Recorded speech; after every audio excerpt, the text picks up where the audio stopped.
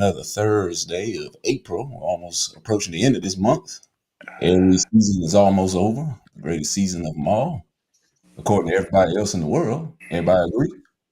Mm-hmm. Ready. Not enough claps on that one. All right. Welcome back to Hostile Therapy with me, your host, Big Red. Erica Hayota, back again for another episode. Chris Styles is back in the house again. Back in the house. Doing his thing. Alexa Page is here on time. Almost. Everybody's going to behave on this show, right? We're going to be good today? Yes. What kind of moon is out there? I know y'all know what it's the moon is. It's a strawberry moon. Strawberry moon. What does that mean? I have no idea. It's kind of like the harvest moon where, it has different meanings for different groups, but it's my birthday moon, so I love it. Your birthday. When's your birthday? It's the 29th. It's the 29th, yeah. Program? She a Taurus baby. It's the same as my SO. And that's why I say high five. We're going to have a virtual toast. We're going to have a virtual toast on my birthday. Actually, I don't really celebrate. Just a virtual one, not a real one, though? Mm-hmm. If she was here, we could have had a real one. But they in a different state. I celebrate by myself, though. So, I like to celebrate other people's birthday. I don't celebrate my own. Why is that? Well, that has to change. Well, no, because I just like to reflect. Because honestly, I feel like, why the hell are you celebrating your birthday? But it is a reason to party. So I love birthdays. I celebrate other people's birthdays. Like I'll go out big, but when me, I just want to be by myself. I'm in the sharing mood, sharing some of this party energy. Yeah. It's an excuse to party, so you got to give it that. Yeah, that's true. But it's also another day in your ascension. There you go. Yeah, you know what I mean, I look at it as my new year. Because it really is your new year. So that's when I like plan and I just get my journal together. I reflect. Damn, how bad I fucked up last year. Look what I did good. I just try to weigh all that out. And like, I just, I look at that as my new year. So I don't be really like rah, unless my friends drag me out. Good thing I don't really have no friends here. So I don't got to worry about that. Then they'd be like, sound like you got the wrong friends. No, I'm talking about here in this state. Now, if I was back home, I don't really know a lot of people here, so this is perfect. Okay. Well, let's go. We're gonna get right on into it. What we got first? We're gonna get right on into it. What we got? First story of the day. We're gonna do a Leave It or Medicated. First one on the docket today. Leave it or medicate. All right. The king of the South, or as he's proclaimed himself, Mr. T.I., Mr. Arbitrarily, Eventually, Haberdashery, all those derrys, Mr. Big Word rapper, T.I. has taken to the artistry of comedy. And recently, he just did a show in New York, and he's gotten a lot of flack because of it, because people are saying he's gotten as far as he's gotten because of his name, which is true. And I think there are pros and cons to it, because understandably, people are trying to make money. It's a business at the same time. You put butts in seats by having a big name at your venue. So you bring T.I. there, you're going to put butts in seats. Is he good enough to be in those wide open venues like he is in New York? I don't quite think he's there yet, but the Leave It or Medicated is, what do you think T.I. should do? I'll play the clip for you, what happened. But the Leave It or Medicated is going to be, what do you think should happen with T.I.'s career after what happened with him at this New York venue? Hold on, let me find the video that disappeared on me. Here we go. This is where the animosity started. The nigga walks in, coming slamming his mom. You hear me? Yelling his mom. We ain't been the same since. Well, goddamn. I'ma tell y'all motherfucking ass like this. You got one more motherfucking album out of me. It's called Kill the King. For motherfuckers like you. And I appreciate y'all because you make me the absolute best, nigga. New York has made me the motherfucking best, nigga. I appreciate you. See some advice. If you see your favorite motherfucking celebrity do yourself, do me and the celebrity a favor. Before you go approach these people, think about what the fuck you gonna say. You understand what I'm saying? I'ma tell you what happens. Imagine me sitting down with my family for the first shot of tequila of the day. You know what I'm saying? And I see a motherfucker in my periphery doing shit like this.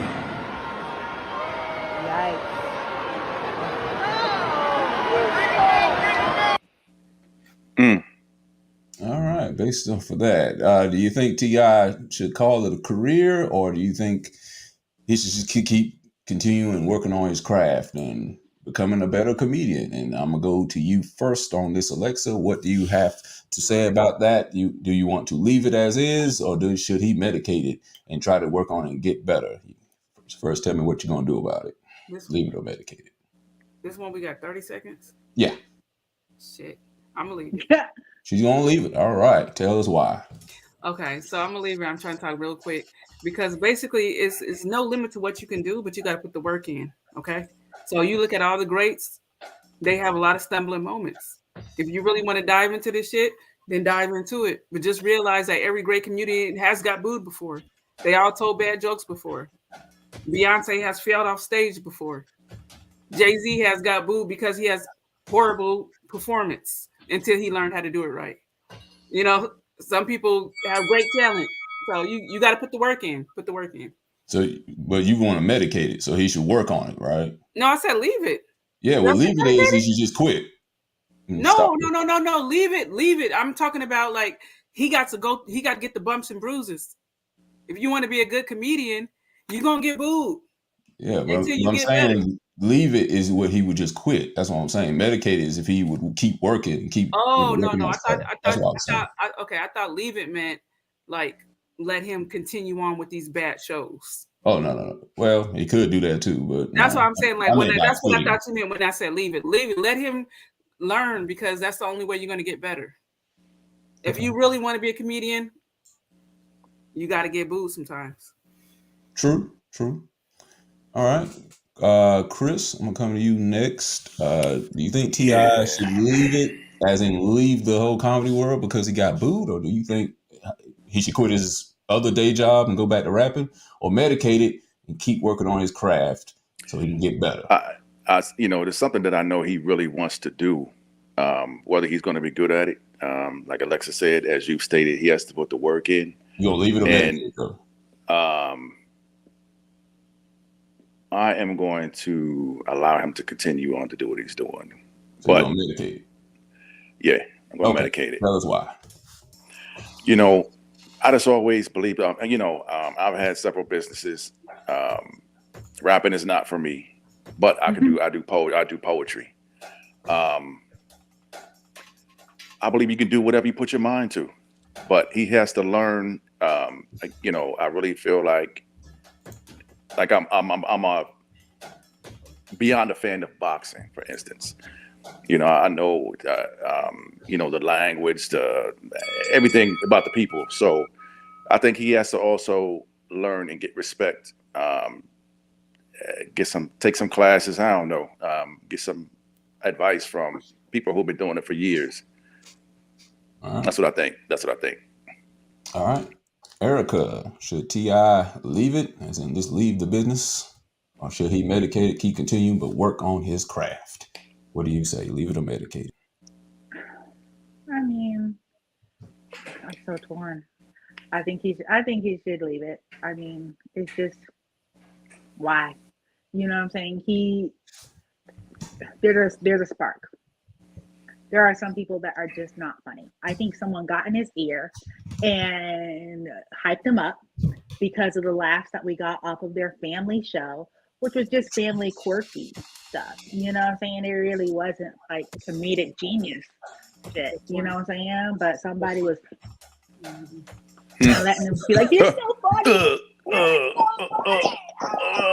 You're not funny. He's not funny. That's a good point. That's a good point. Yeah. Okay. He's not a It gets so graphic with it. Glad there's not actual Yeah. microphone on the show, but okay. You know, it's Okay. you know, Um, some things are not transferable. Everybody can't beat Jamie Foxx. Right? okay. Everybody can't be Will Smith Oh, either. let's don't get me started fangirling on some Jamie Foxx. Because I listen to that CD every day I work out. So, you know, he crossed over. Unpredictable was like, woo, It's so many songs on there. Don't get me started. the album was All right, dry your amazing. panties and let me go through my panties. Like that. Like, whatever. It's not even I'm gonna go get you a blow dryer. No, I'm just saying they A hair vibe dryer. songs. They vibe Sure. songs. But maybe that music was already in there a long time ago. We don't know that. It was. I mean, this is the thing. Jamie Foxx always showed us he had musical talent. On the show. But we Right. just didn't know he was gonna come with the album like boom. You know? Yeah, he did. He We did. didn't know Woo! that. Yeah. That was All right, let me get mine in. Let's that was, see. that was a good year. I'm going to leave it unmedicated. I think I Like good times will. on that album. I think I'm going to medicate this one. Okay. Why? Yeah, Oh, I mean, God. Really? I thought you yeah, I mean, for I know he's certain taken you away thought- from the average comedian, but yeah, I'm not going to step in the way of the man's dreams. If he's not good enough, eventually the universe is going to tell him he's not good enough.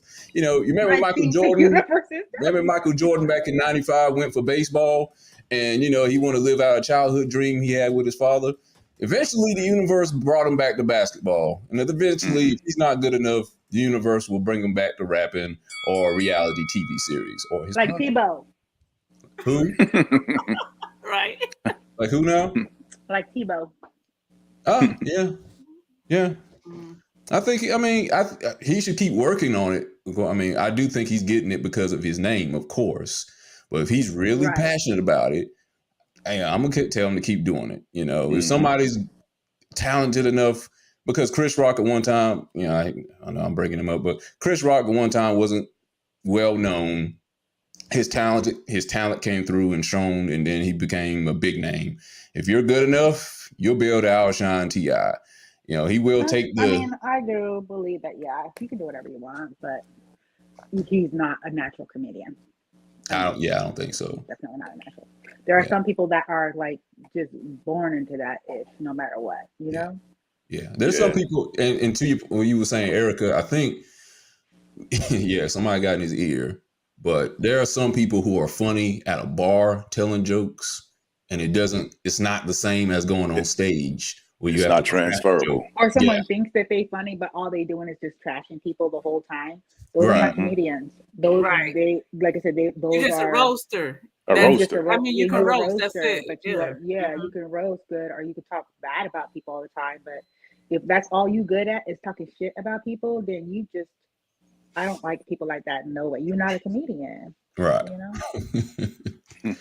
I think more people You a hater. Based on what I'm looking at, it just seems like they're laughing.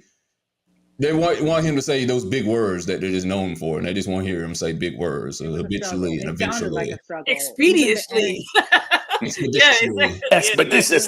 Expeditiously. Decidedly. I'm not gonna lie, I love skit comedy. I know Perishably. it's corny, but I love skit comedy. So I love Dave Chappelle. I love the old school. What was the show we used to all watch? It's on the tip of my damn tongue. See, this show with all the skits. Chappelle show? In Living Color. Oh yeah. In Living Color, Chappelle show. Like, you know, I like skit comedy. And I got you. That's, I don't know. I feel like you put work like the Wayans. I like the Wayans. exactly. The Wayans brothers, you know. Yeah, I like skit comedy. But I mean, I'm not saying that stand-up comedians ain't funny, but like you put work into skits. What kind of comedian? They too. Look, have you guys ever heard Red on set? No, they haven't. I haven't yet. Nobody has seen Red on set? No, I haven't. What kind of comedian I never got the invite. I'm a storyteller. I never got the invite. Yeah, Red is a storyteller.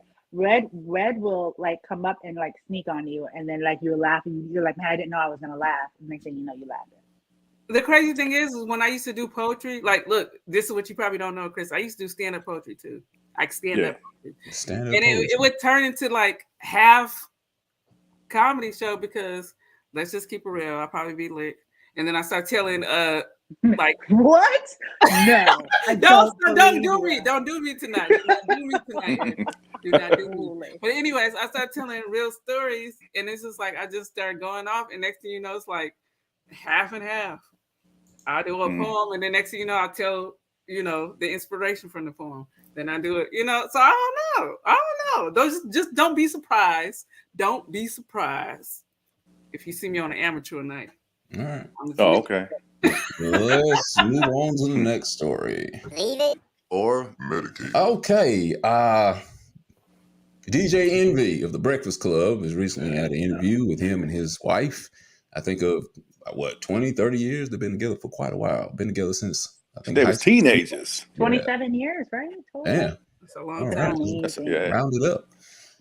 They're releasing a book, and I guess I'm not sure what the book is going to wholly entail. I don't know if it's just about their relationship or just DJ Envy, but they had an interview recently where DJ Envy's wife talked about the early years of their marriage and where she faked having orgasms for up to 10 years, where DJ Envy thought he was putting it down. And one day they got in an argument. She said, no, this ain't working for me. Yeah, I've been faking orgasms for about 10 years. Let me play the clip right quick. I'm sure so many women can relate. Like, you want to reward that man for that work. And the only reward that you have to offer is an orgasm. But even if I didn't feel it, I would still be performative. So yes, I was faking it. We got into like a argument, and then she was like, well, you know, I don't be having an orgasm. She didn't say it in that. She speaks way more eloquent than I would. And I was like, what? And she was like, I don't. I'm like, no, yes, you do. I hear it. Like, yeah, and then she was like, no, I'm faking it. I'm like, every time? And she was like, yeah. And then that just crushed me because I thought I was putting in work. Like I'm sitting there thinking I'm, you know, Big Daddy Long Leg. And Big Daddy No Leg. But yeah, so I guess the leave it or medicated question is she wrong for waiting 10 years to tell him that it ain't working? What you're doing is not working. Erica, should she, okay, I guess the leave it is, should she have waited 10 years because she just didn't feel comfortable yet, or medicated, should she have told him within, I guess, the first few weeks or months, medicated, fix it that way? What do you say to that? Well, I've never faked it, so I don't know what. Leave it or medicated? Leave it or medicated? Yeah, I would leave it. Okay. Tell us why. Yeah, because I've never faked it, so I don't know what would possess a woman to want to fake it. But to even like, but then I think about the times that I have stroked a male's ego by not telling my true feelings or not telling him that he was an asshole or that he sucked at something or whatever. So there's been other times outside the bedroom. Ultimately, when I think about that, I'm like, yeah, she just didn't feel safe enough to tell him. There was something in their relationship where she did not feel safe enough to tell him her true feelings. Okay. All right. Excellent answer. All right. Chris, medicate this. Oh man, I would have to medicate it, man. Because tell us why, brother. Why you want to medicate it?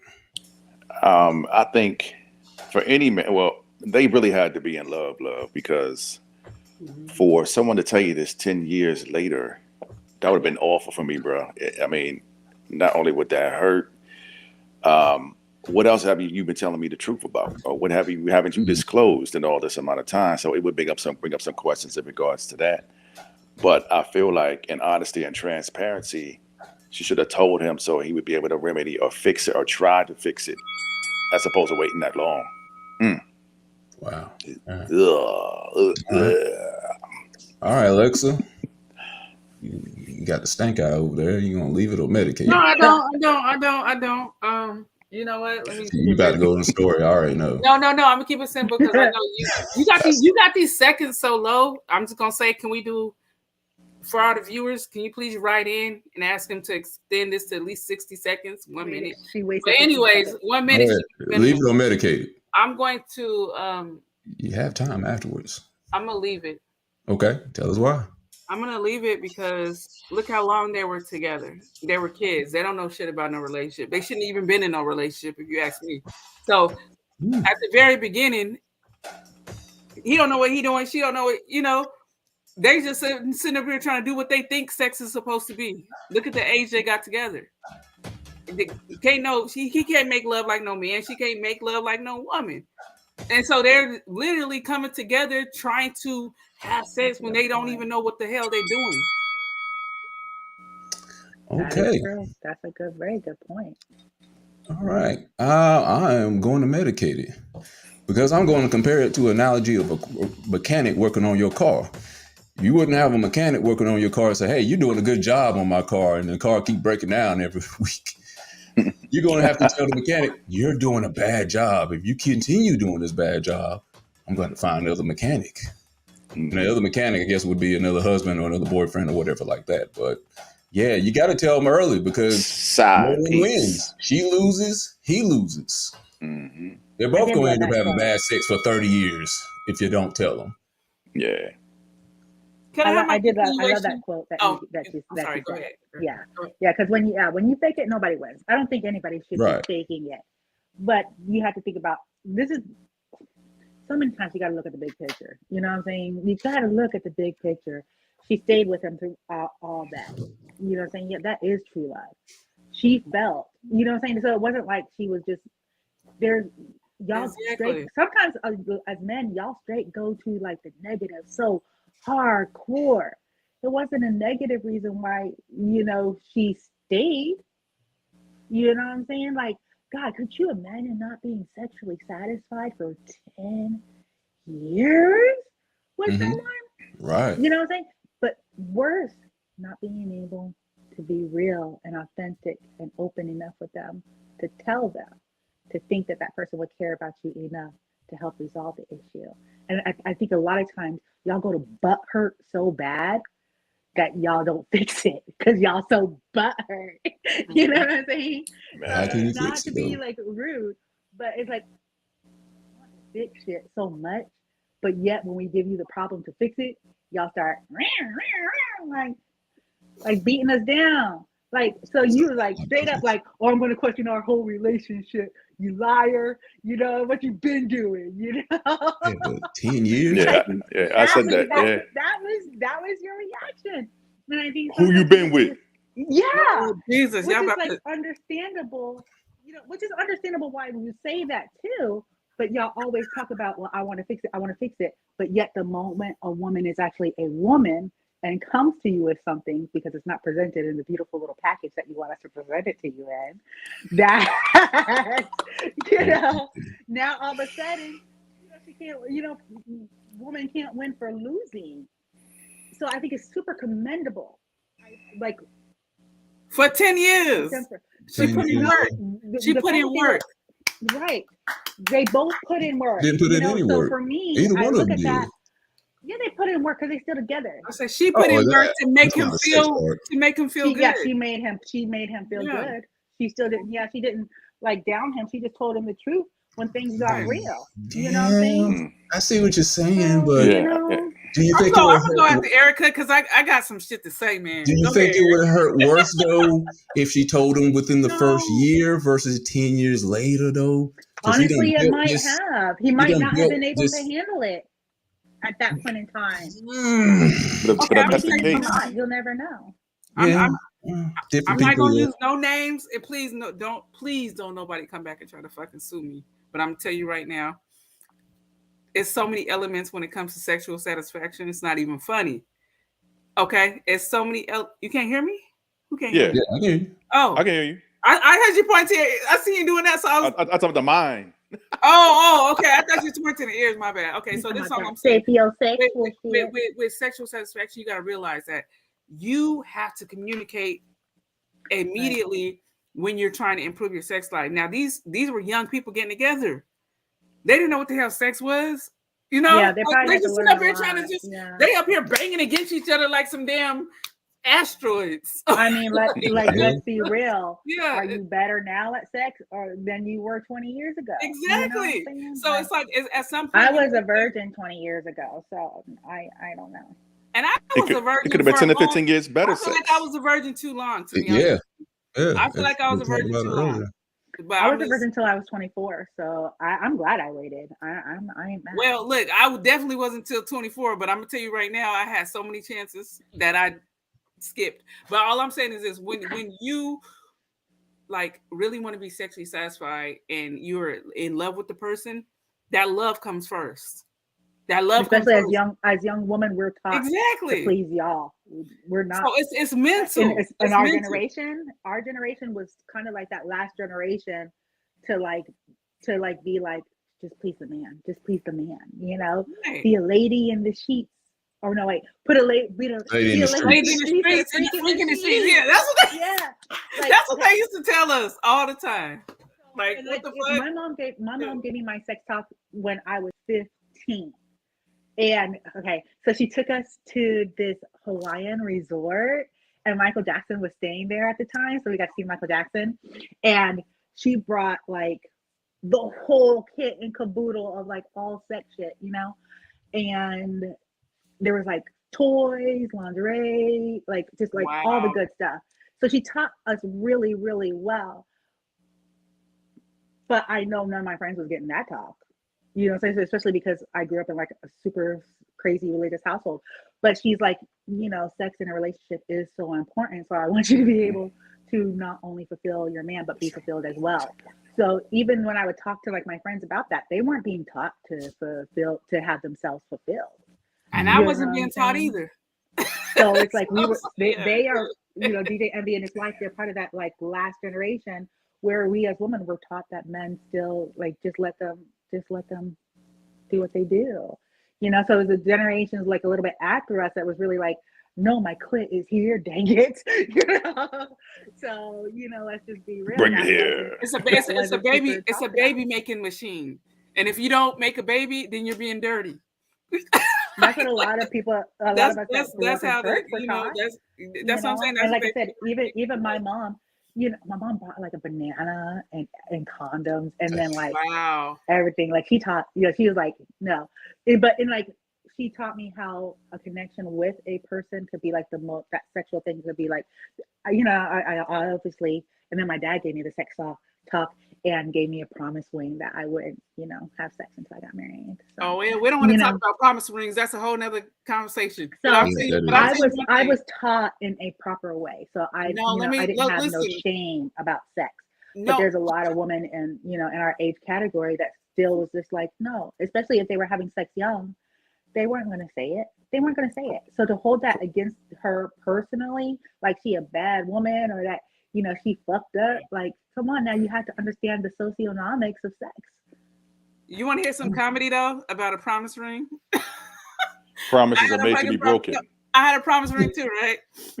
I went to prom. I went to prom at 10th grade. Okay, 10th grade. So I went to prom with the prom king actually, and just happened to be in the same theater class. I was a nerd. I didn't even like have friends or nothing. I was by myself. It's just so happened the prom king invited me to go. So I was like, shit, let me go. But my mom said, you can't go with a boy. Then one of my good friends, she was dating a military dude and he was deployed. She was actually a senior. And so she had another ticket. So she was like, why don't you just go with me? And then we both go to the prom. And, you know, long story short, I went to the prom with her in 10th grade. She was in 12th grade. I always had older friends. Like that was the least gap. But anyways, my mom was like, you still got to wear your promise ring. And I'm like, why do I have to wear it? I got gloves on, put it on the outside. So I'm thinking to myself, in my gut, I knew something was bad was going to happen. I knew something bad was going to happen. So she was like, put it on the outside of your glove. I said, that doesn't make sense. That's going to look stupid. It's going to look ugly. Put it on your outside of your glove. Sure enough, we get to the damn dance. The first time I have to use the bathroom, I took that bad boy off, put it on top of the freaking paper towel thing, and never thought twice about it. Washed my hands, put my gloves on. She knew Somebody came up that night. So somebody came up that night, because when I tell you it had a lot of diamonds on it, that shit had a lot of diamonds on it. But, you know, I said I didn't want to wear it. And then I said I wanted, you know, so anyway, long story short, like them promise rings and shit like that, I think it confuses people. It's just like, excuse me, I took it very seriously. I mean, you can take it seriously, but you can't put it into that because, listen, we talked about some things I guess we're not allowed to talk about no more, you know, per some of our meetings. But long story short, in the long run, and I'm just saying, like, in my God, in the long run, I found out it wasn't necessary anyways, right? Okay. For me, you remember? Yeah. It was never necessary. So, right. Dang. What was the point? You know? So, anyways. Promises are made to be broken. All right. Next, leave it or medicate it. Or medicate it. All right. These are the rules about good morning text. I'm going to read this good morning text that turned into be quite a controversy, I guess, between these two couples. I don't know how long they were together. I'm guessing they just started dating. But I'm going to read it in the voice that I figure is in my head that she would say it in. Good morning, my love. What hurts my feelings? Let me go back. She said, good morning, my love. She's texting her new date. Feelings is the fact that you're okay with not communicating with me throughout the day. You're okay with ignoring a good morning message that was sent at 5:45 a.m. You're okay not reaching out to me, but can post on social media? That really hurts. Enjoy the rest of your day. And he retorts, baby, the day isn't over. Then she says, it shouldn't have started without each other. I literally woke up, rolled over, and text you good morning before I even got mine started. I woke up at 4 a.m., went back to sleep at 5:30, woke back up at 9. First meeting was at 9. I literally just finished for today. Yeah, but you had time to post on social media and not say good morning in text. So, I guess to leave it or medicate it is, do you think she's right with her issues or him not texting her back all that morning and all that afternoon? A good morning text? Or medicated, does she need to take a chill pill and calm down? He might have just been busy or he might have just forgot about it. Man, she needs to take a chill pill on that. Erica, do you want to leave it? Do you think she has a good reason for being mad or medicated? She needs to chill on that situation. Oh, yeah, medicate it. Hardcore, medicate. Okay, she's going to medicate it. Let's go. Yeah. I mean, this is the thing. If they want to, they will. Like, that's it. If they want to, they will. And if they don't, that's all you need to know. He did not think about you enough in the morning. Now, if he had been making that a habit and then he stopped, then yeah, that would be a signal that something was off. And I'd be more like, hey, is everything okay? Usually I get a message from you. What's goody? You know, but to be like, you know, oh, you supposed to know. Yeah. Medicate. Cool. All right. Alexa, leave it or medicate it. What you want to do? Does she got a good reason to argue about this or is she overreacting? Medicate it. I'm going to leave it at the red light with Front Street. Okay. All right. With the door open and the gasoline running and the car engine going. Okay. Leave it at the red light. At the end of the day, it's like this. Just like she said, you need to see the true person. You need to see them for who they are. And yeah, it's going to hurt like a motherfucker, but you still need to see that shit. You need to. Because the thing is, if people want to make time for you, they will make time for you. And that's it. And if it's an emergency or something like that, or if you got some kind of weird schedule, they're going to tell you, I got a weird schedule. When I worked on the cruise ship, I had a weird schedule. And I told people I got a weird schedule. I might be in the middle of the damn sea and I ain't got no damn internet. so just hit me up and I'll hit you back. When I can. Exactly. As soon as I get to internet. All right, Chris, come to you next. You gonna leave it or medicate it? Oh man, bro, she just need to chill out. For real, she needs to just chill out. Reason why I'm saying, well, in my experience, and I'm an energy person, so I know that something is weird or off, something's wrong, or did I do something? Maybe she's going through something today or whatever like that. Maybe she's tired. I wouldn't really read into it too much, but I know if somebody has always texted me every morning, then as the days go on, I may get one in the afternoon, I may get one in the evening. You know, that it's whatever that connection was or whatever was going on before, something's wrong. So you got to find out what it is and fix it. But don't set a precedence that you can't keep up. That's true. Okay. That's true. All right. Let's see. I'll leave it or medicate it. All right. I'm going to medicate it. Only because there are some people, kind of like myself, I got the attention span of a squirrel on crack sometimes. And sometimes I may wake up and I had the intention to message good morning, and then something catches my eye. Right. And then next thing you know, I'm at work, and then somebody else texts me and got my mind off of something, and then something else gets my attention. By the time it's 5 p.m., I'm like, damn, I forgot to message her.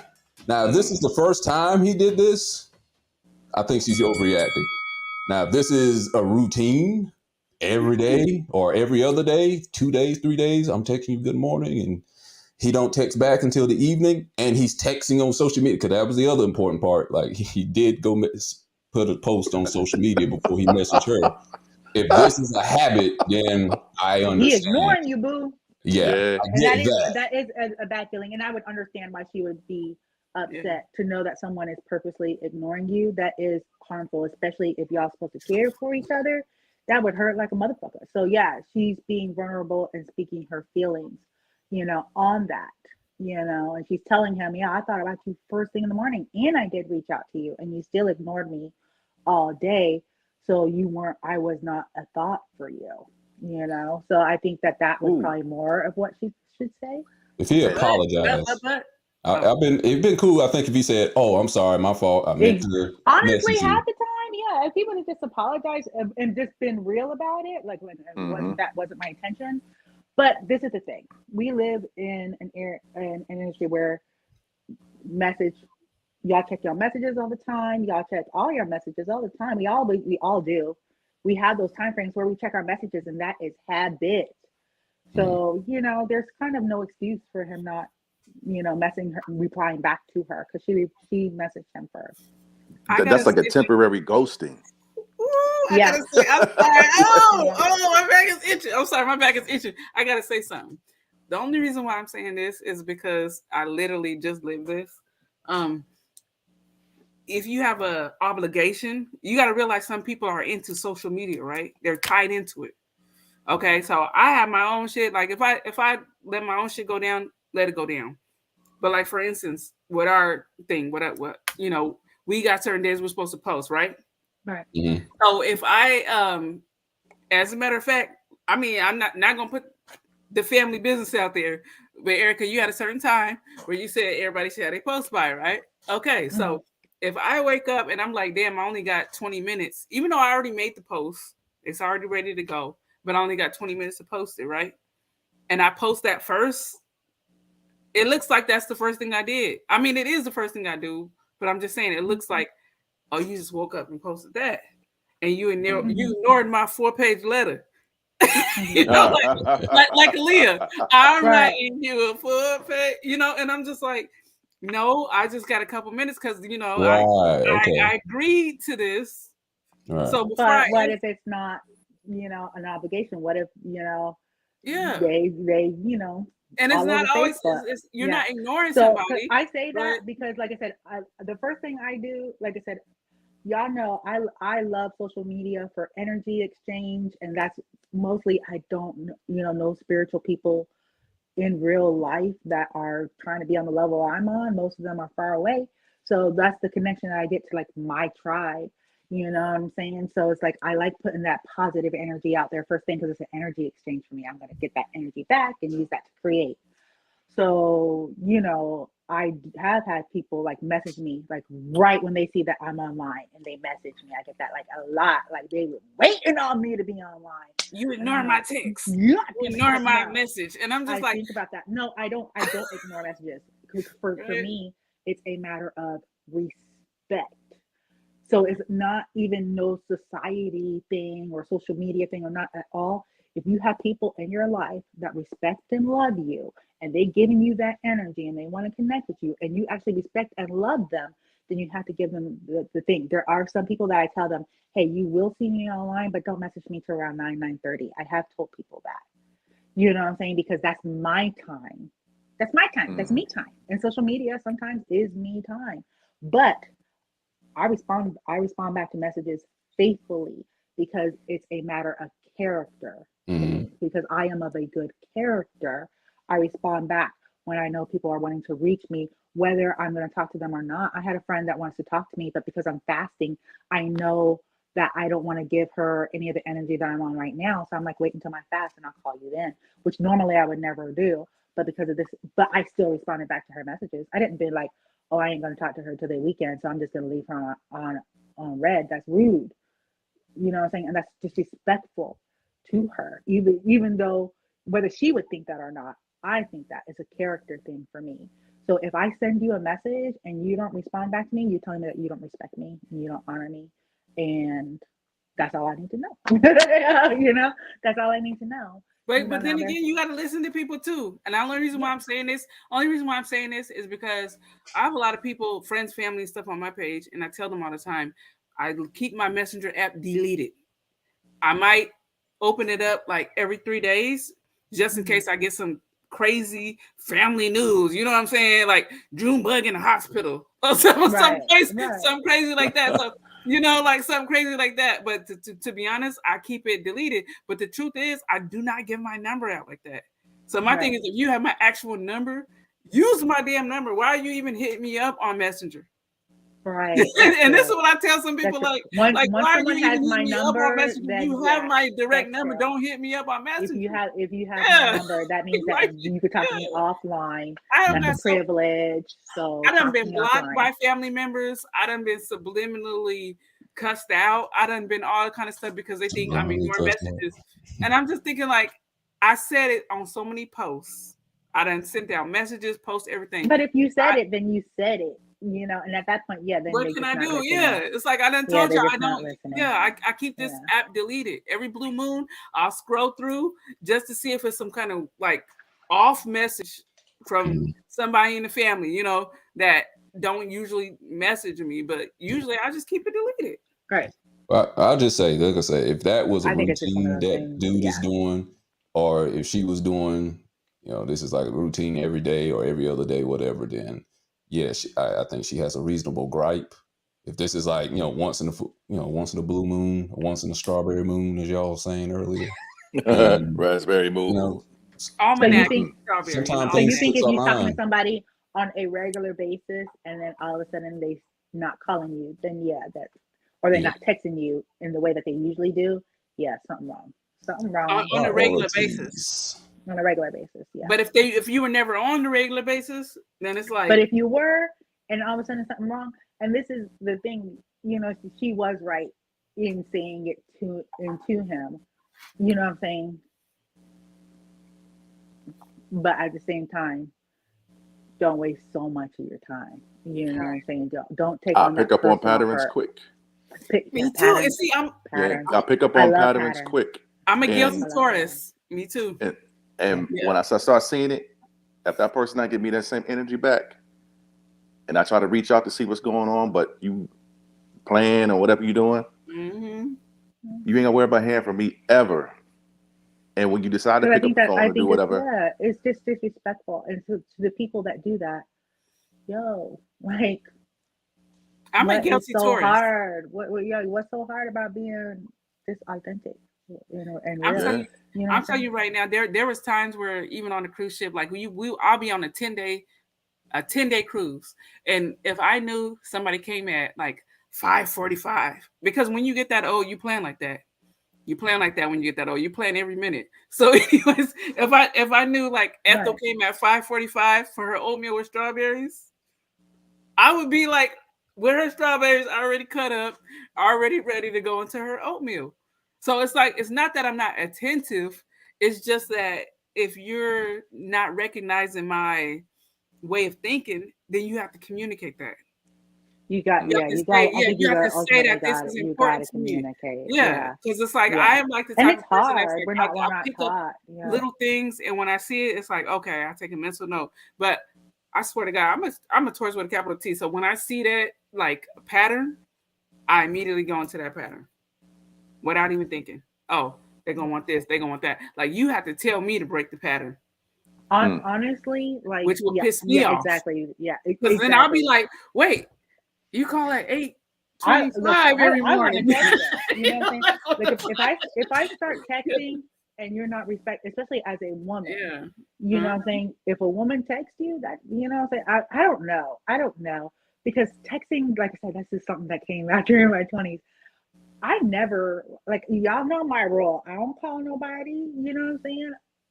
If we on a romantic level, you know what I'm saying, and you calling me and you calling me and you calling me, yeah, I ain't never gonna call you.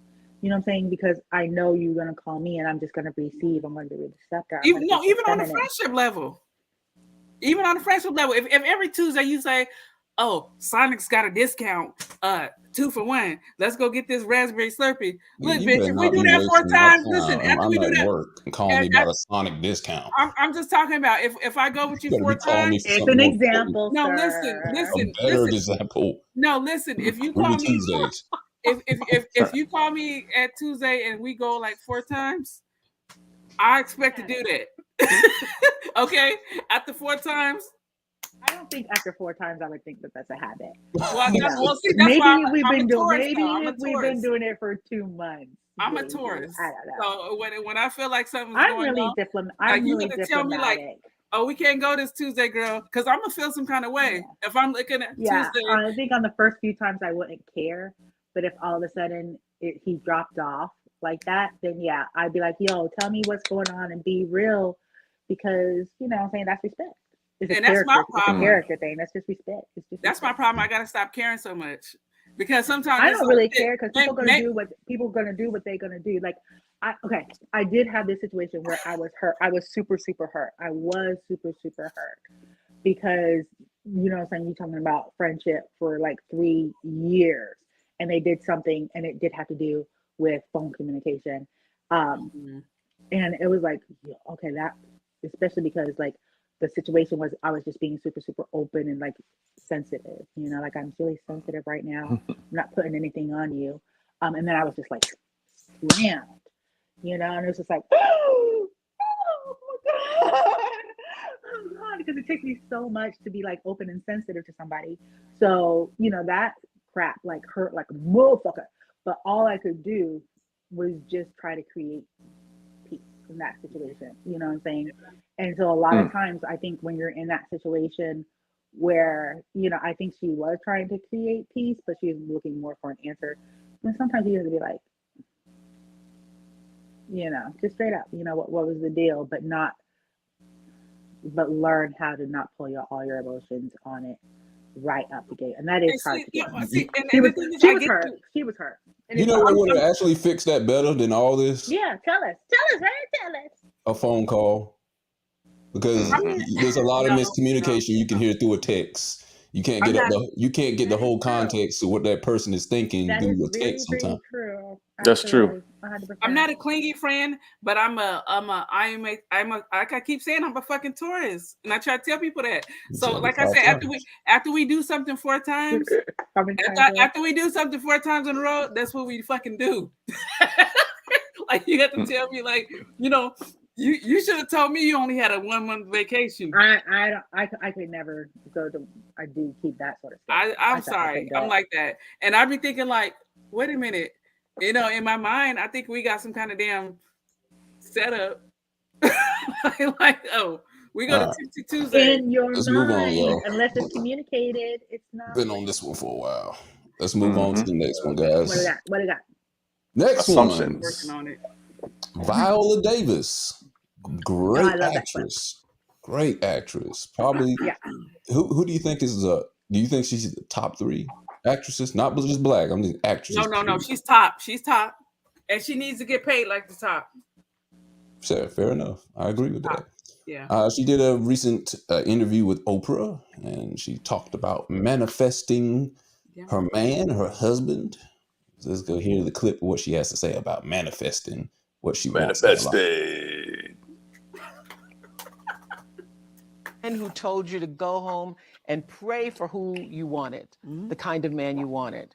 And you actually got on your knees and you asked God for a big black man. I said, because he said, Viola, even, he said, even the vacuous stuff, just put it all in there. Looks, everything. I said, really? With God? I got to tell him that? He's like, yes, you got to put it all out there. He was like, be careful. And I got on my knees. And I did. I said, I want a big black man from the South who's probably been married before, has kids, because I don't want any pressure in that department. Someone who's maybe been an actor, who understands the artistic community. Someone who goes to church and loves God. I said, if you give me that, I'll start going to church, God. I really will. I'm committed to it. And then I signed off, just like writing a letter. And 3.5 weeks later, I met Julius. She met Julius, the big black guy. The big black man. Oh, I'm large, yo. She didn't say it like that. That's like the only thing I was like, why? The big black. I wanted a big black guy. Well, you got to be specific. Because what if he was too small? Well, yeah, but what if he was 800 pounds? What if he was, I don't know, 7'8" or something? You got to be specific. You got to get exactly what you want. I think God knew what you meant. Yeah. You're like, oh, I got you, girl. Know what's in her heart, huh? Okay. So what do y'all think about this manifested thing? Do you think it's a legitimate thing to do when you're asking for a mate? Or do you think it's BS? Okay. I'm going with you, Chris, first. Do you want to, should she left it how she did it, manifesting, praying to God for what she wants, or should she medicate and get some help? You going to leave it or medicate it? I got to leave it, brother. He's going to leave it. Tell us why. The reason why I believe her to the manifestation aspect, because I've done it several times in my life. Okay. Even with meeting my SO, it was a great balance for me. It worked out pretty good. Everything ain't perfect, but it worked out pretty good for my growth and development, her growth and development. And it seemed like the things that she was praying for, I happened to meet that message standard. So it was, and I'll go into it the next time I talk and tell y'all this story. Okay. All right. Alexa. Oh, shit. Do you want to leave it or medicate it? I'm gonna medicate the shit at that. Okay. All right. Go ahead. Pills, injections, shots, whatever you can take, medicate it. You know why? Why? Because we are powerful creatures, and we don't even know how powerful we are. You don't even know you don't even know your creation power. So when you manifest something, you got to really know what you want. I'm saying this from experience. I have manifested sometimes unknowingly and sometimes knowingly, but I manifested something I thought I wanted and didn't want. Okay. All right. There's a different perspective. All right. Erica, you going to leave it or medicate it? Yeah, leave it as is. Okay. Tell us why. Because it's beautiful to be able to know what you want and ask for it and get it. That's a beautiful feeling.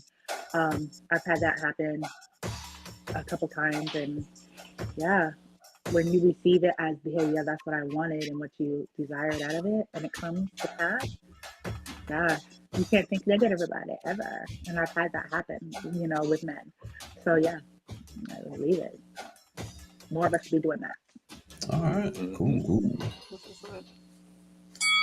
All right. Let's see. Am I going to join the majority or the minority in this one? Alexa. You're going to medicate it. I'm going to leave it because Because I said it. Yes, I think you have to put you want out there in the universe of what you really want. The only thing I will say to this is, faith without works is dead. So just don't pray for it and just expect it to happen without you putting some work into it, making yourself available for that type of person to come in your life. So yeah, I do agree with everything she says, Viola Davis says, but make sure you put in the work to make sure you're able to be discovered by the big black guy that's going to be out there looking for you. You can't just wait at home or sit on a park bench and expect him to sit beside you. The big black guy. What? That shit's funny. You be like, I said I wanted a big black guy, but not you. I want to hear your story, Eric. Right. No, not Eric, you. Eric, Not you. Eric, Eric. I want to hear. Chris. Chris, I'm sorry. I said Eric. Because you know what? I'm looking at Eric and then Erica, and then I said Eric. You see, I just merged motherfuckers. I'll merge y'all all together into one motherfucking Negatron. I ain't gonna do it though. I ain't gonna do it tonight. Go ahead. I want to hear your story, Chris. Yeah, it was there was a point in time in my life where I was like, look, man, bump love, bump chicks, bump everybody. And there was still, even though I was saying that because I was hurt after the situation that happened, after the breakup, I was just like, man, I'm done. Like, but later on, when I got out of my feelings, I've always had a hope. And I also had to put myself in a position to, to be there for somebody, to meet somebody, whatever it may be. So I did put that work in. And all the people that I did have in my life, and we were intermingling and things like that, entanglements and stuff like that. Once this person came along, they all went away, like some type of frequency or whatever. It was like a queen, like immature, like a girl knows who a real woman is, right? So whatever that is, they was like, man, I'm not even competing no more. I can't even get with that. I'm not even in the same ozone layer as this person. So I was like, I'm not even going to attempt. I'm not even going to try anymore.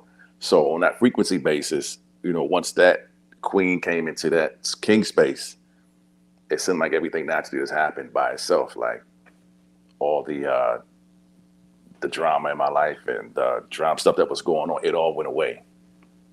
Not magically, but it went away. Literally, it went away. So when your frequency there, Right. Your intention is there, it can happen for you, for real. True intention. And I think that is really, really major. And I had this point in my life after being separated from my son's father. I was single and celibate for 2.5 years. And I really put it out there. I was like, get me to the place where I can love somebody, because I had never really loved someone. So I didn't ask for a specific man. I said, get me to the place where I can love someone, and just them for who they are, like in that unconditional manner, not without boundaries, because everybody got boundaries, but that I could just accept a man as is, right. Because I had never done that before. Mm-hmm. And oh my gosh, since then I've had such magical little love stories, and they're super, super special to me. You know what I'm saying? Because from that moment on, it's like something in me changed, but that's what I wanted. You know what I'm saying? Because I knew I didn't know. I knew if I listed everything I wanted in a man, I'd probably be off. You know what I'm saying?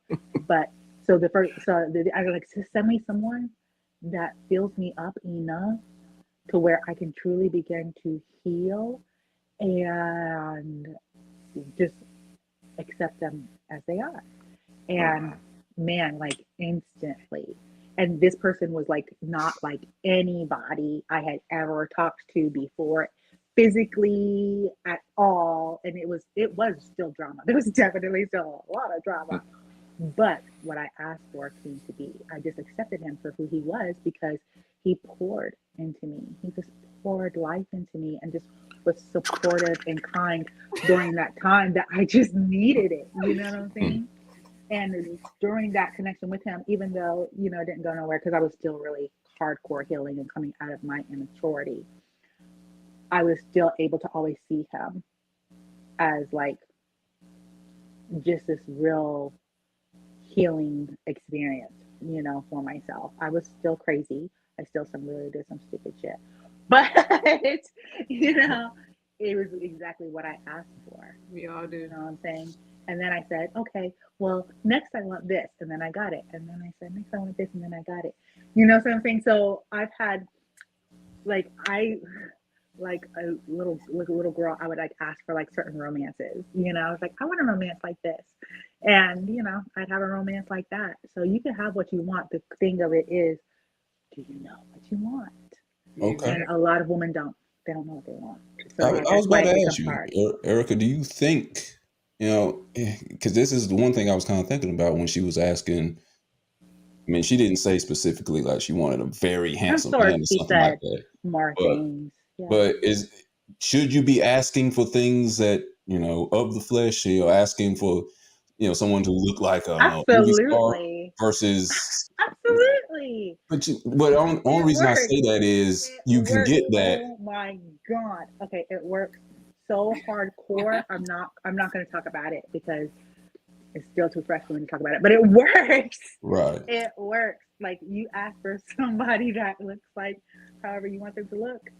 But what I'm saying is, I'm not saying you can't ask for that, but Okay, that seems like let me tell you this story. that's taking too much Let me precedence tell over you what she the really story. Okay. needs out of I'm a going to tell man y'all this story. And this story is going to be in my book, 31 Flavors of Love. So I'm going to coming give you out like a soon. little sneak peek if y'all give me the time. Okay. So in spirituality, like the first spirits that came to me was like the Orishas, you know what I'm saying? And I had to like learn all the Orishas and just become embodied. Like I did some hardcore studying and just practicing and having all this crazy shit happen. And I was like, oh my God, what's happening to me? And there's this one Orisha called Ilegua. And oh my God, I did not like him. So every time I was in the zone and it was like all this stuff was happening and I'm having these powwows and I'm just like learning. Ilegua. And he would pop up and I'd be like, I don't want to talk to you. I don't know. He don't play.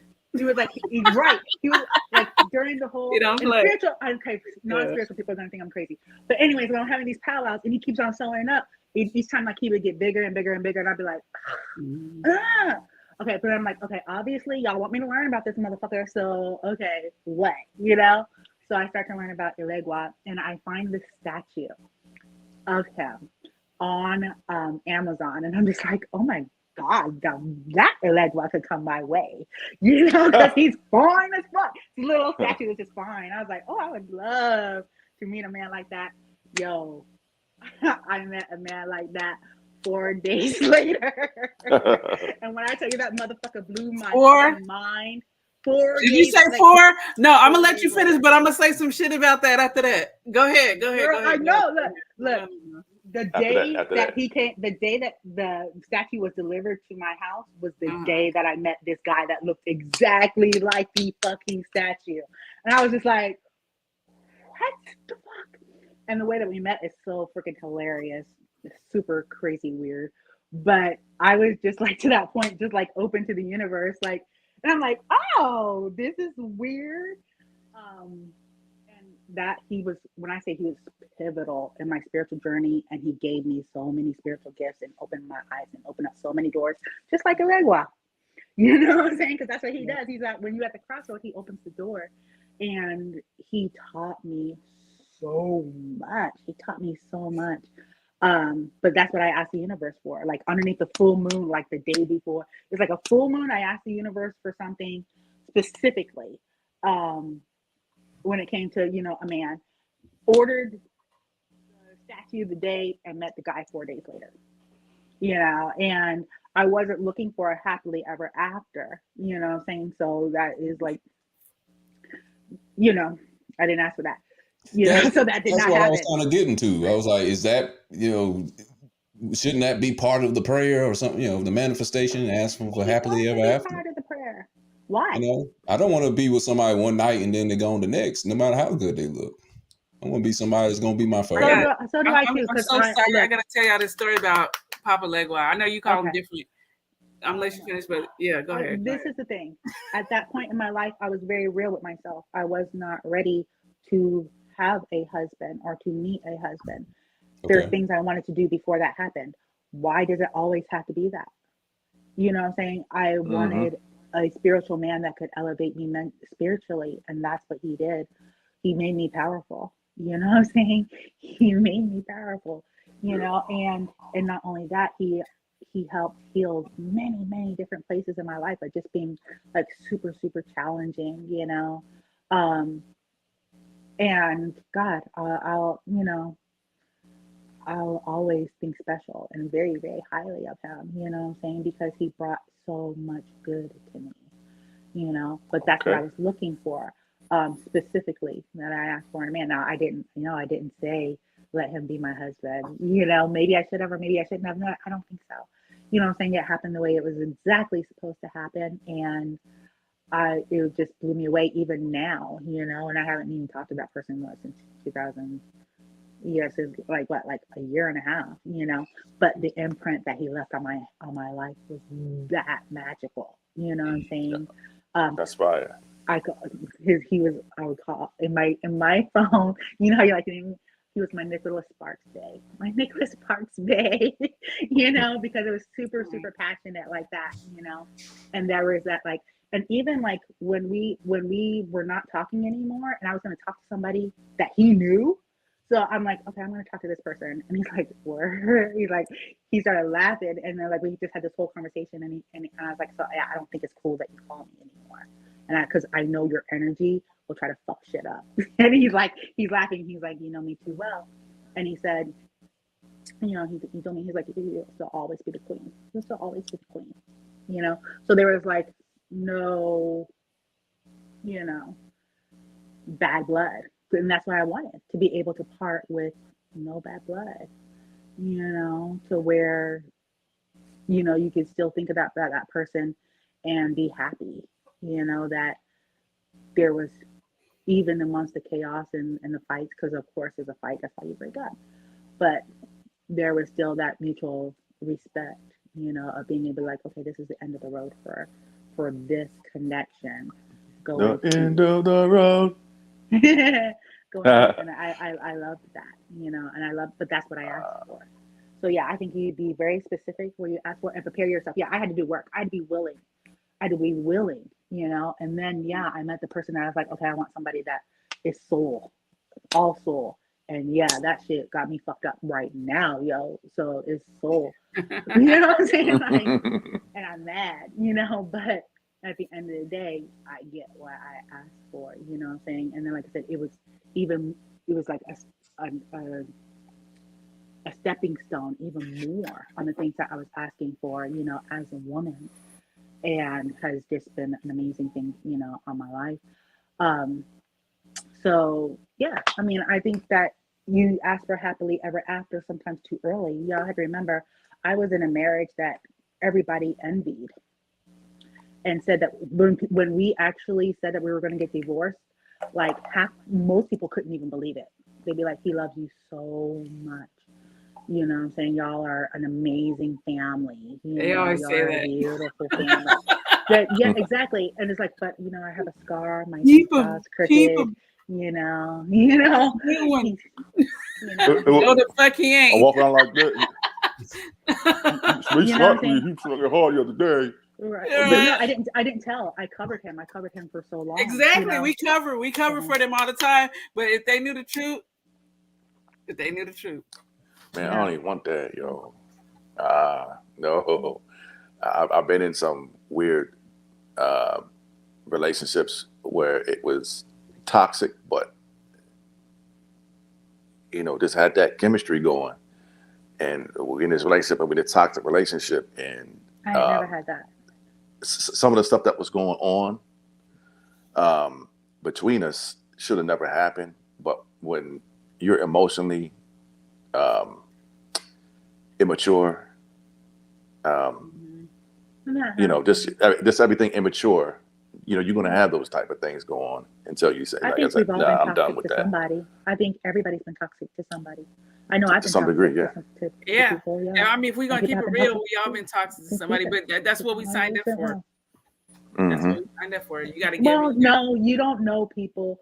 You cannot really know people, even for a couple of years. Especially if they change, people grow, and it's like no, you know what I'm saying. There's some core things that may stay the same, but no, you will not know. You meet someone and fall in love with them a year from now, you're gonna be with a different person. You know what I'm saying? You know, and Yeah, it's you really change. more about being willing to grow together and willing to face things like DJ Envy and his wife had, you know, being willing to be like, okay, I know I'm mad at you and I'm mad at you. Yeah, fuck you too. But not fuck you so much that I don't want to make this better. You know what I'm saying? And that I'm not willing to be an active Bad choice of participant in words. healing. Wow. And I've been You there have to be many a times. willing participant. And like I said, you have to be a willing participant in healing. At some point in time, whether they were as mad as she is mad as she is mad, at some point in time, they did connect eventually at something and said, we're going to work on this together. And then they did the work together.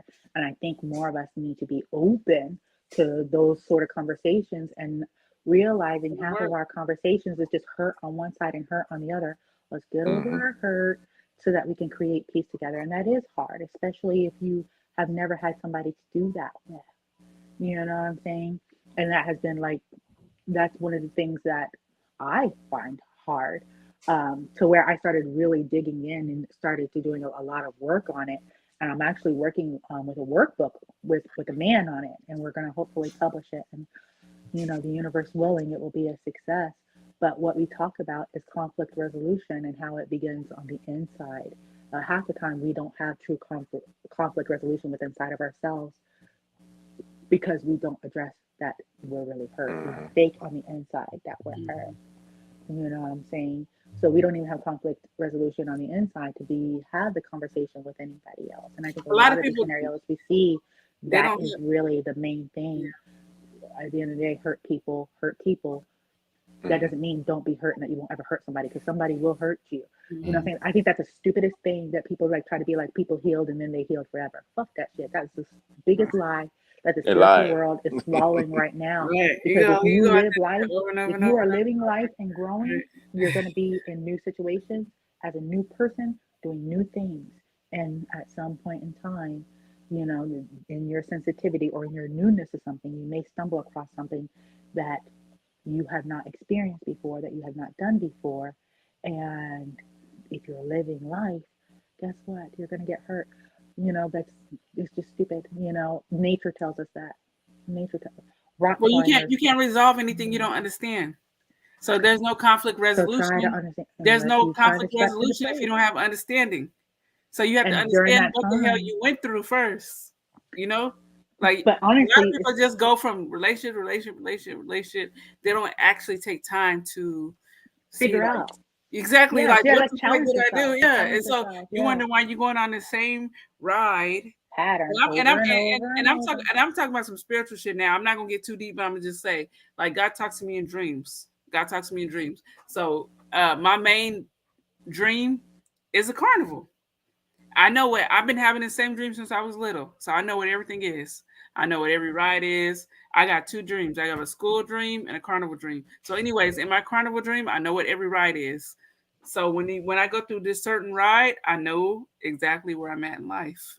I know where I'm at in life, and God's basically telling me, "Here you go again. Get on this ride," with all the details. And I wake up like, "Damn, I'm back on the fucking merry-go-round," or I'm back on, I'm back on this, or I'm back, because it's like that's how we communicate. God communicates with everybody through different things. He might communicate with somebody through sports. He might communicate with somebody through writing. Right. But for me personally, like, yeah, you have to recognize it. And so God was basically telling me, like, you need to digest the shit you went through, because you have a habit of throwing it up. You have a habit of throwing it up without digesting it. and you're not gonna get through this point in life until you digest it. I mean, let it go through your That's whole really system. good. Let it Ooh, go through your that's whole system. And to be honest with good. you, Processing. God almost broke through to me one time when I was like, I want to say like what, 28, 29. I actually wrote a whole outline for a book called Digesting Divorce. I swear to God, I got the whole outline. Ooh, you need to Called publish Digesting that. Divorce. And literally, like I wrote the whole outline in the middle of the night. I don't even remember writing it. It's still an outline. It's still an outline in one of my folders. Girl. So you need to get to it. Yeah, No, I'm just saying that's just like it. I'm just saying that's You one need of the to many do it. things that happened to me. Yeah. So I know for a fact you have to be ready to deal with that shit. You got to be ready. It can't be Look, I tell everybody that I talk to, because it's like, this is like super, super real. Like we had talked about, like me being honest, the fact that I had PTSD. Part of my PTSD is my son's father. Whenever he pops up, you know what I'm saying? It is that stressful.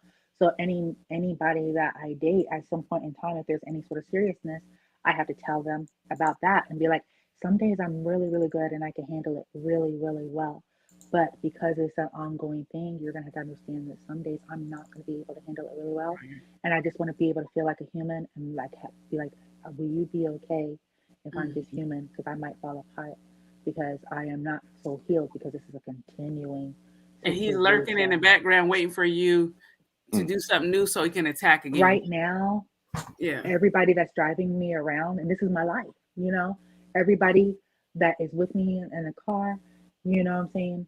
And you know, if I wasn't such an angry type chick, car, if I wasn't such an angry type chick, trust me, I would be in shambles right now. Let me tell you, but the rest of my exes, they couldn't handle the shit. Yeah. Because I'm a real motherfucking thug. That's the only reason why I can handle it. So it's like, it's just one of those things where, you know, you have to be mindful that the person that you're with is still human. And as much as we love to talk about, I'm human, I'm just human.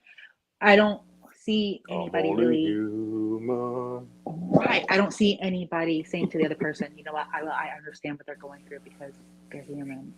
We always only say it when we're justifying us. We don't say it when we're justifying another. So I think a lot of that in a lot of these situations is super, super important. Okay, let's wrap it up. What are we on next? That was a good one, though. That was a good one. That was a good topic. Oh, was that it? Was that good? Leave it. That was a good topic.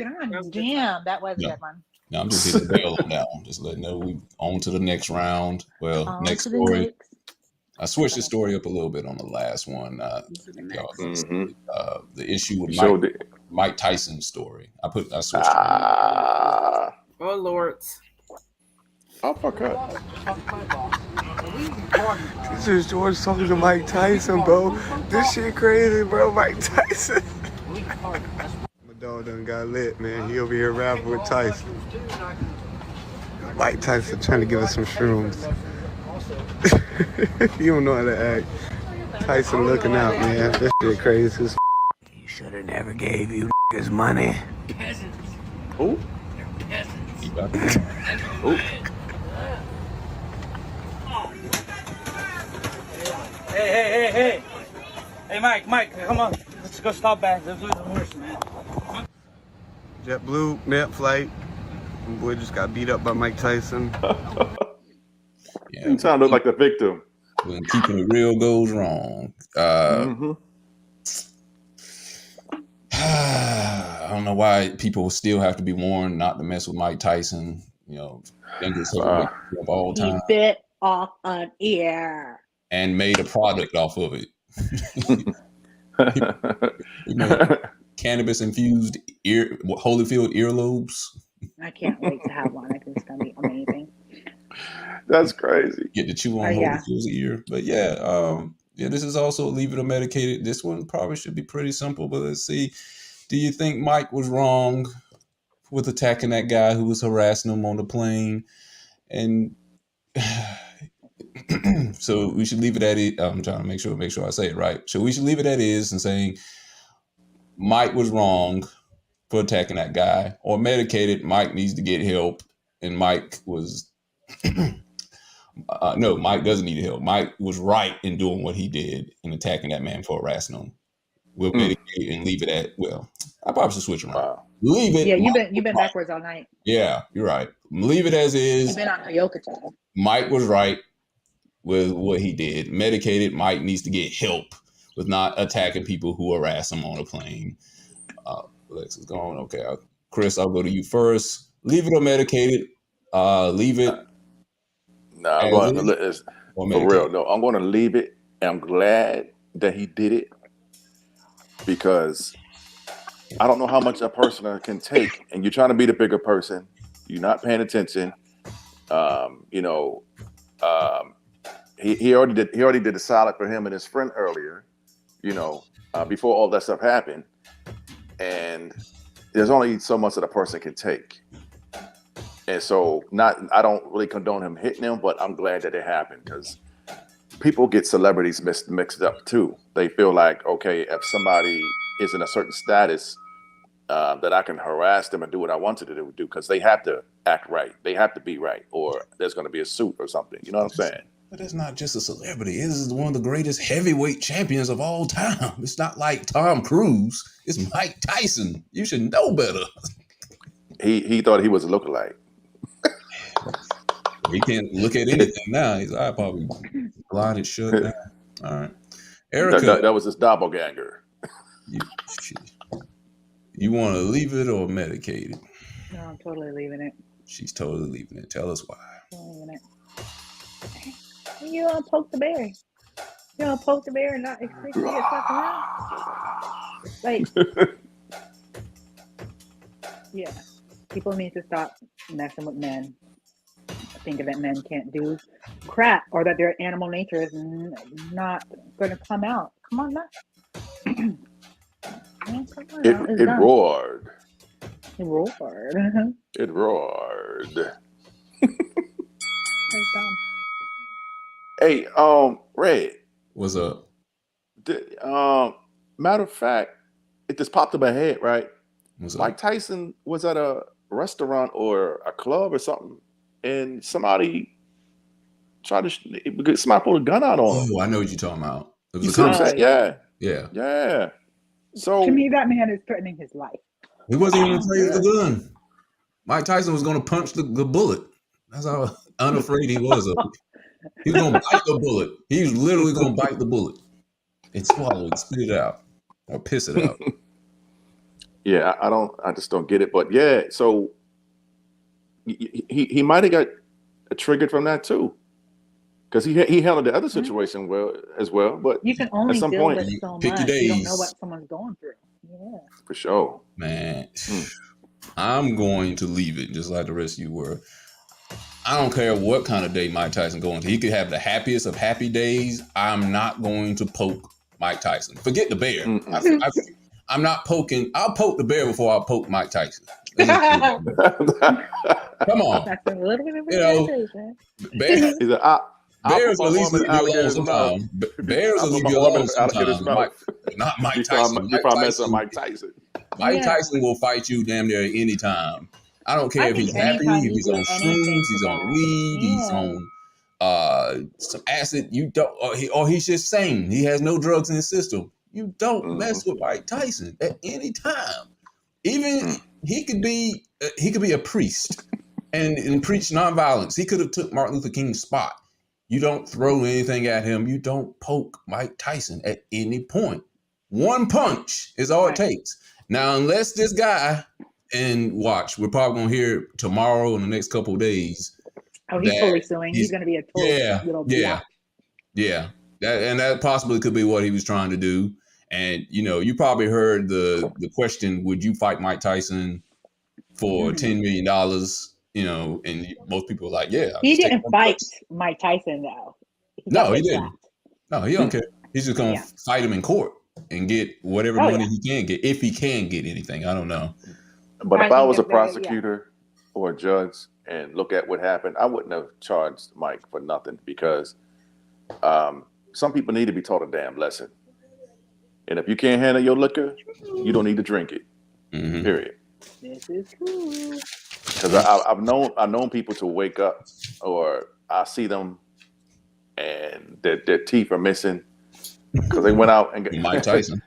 they went out and got drunk somewhere, pop it off to somebody, and got lit up.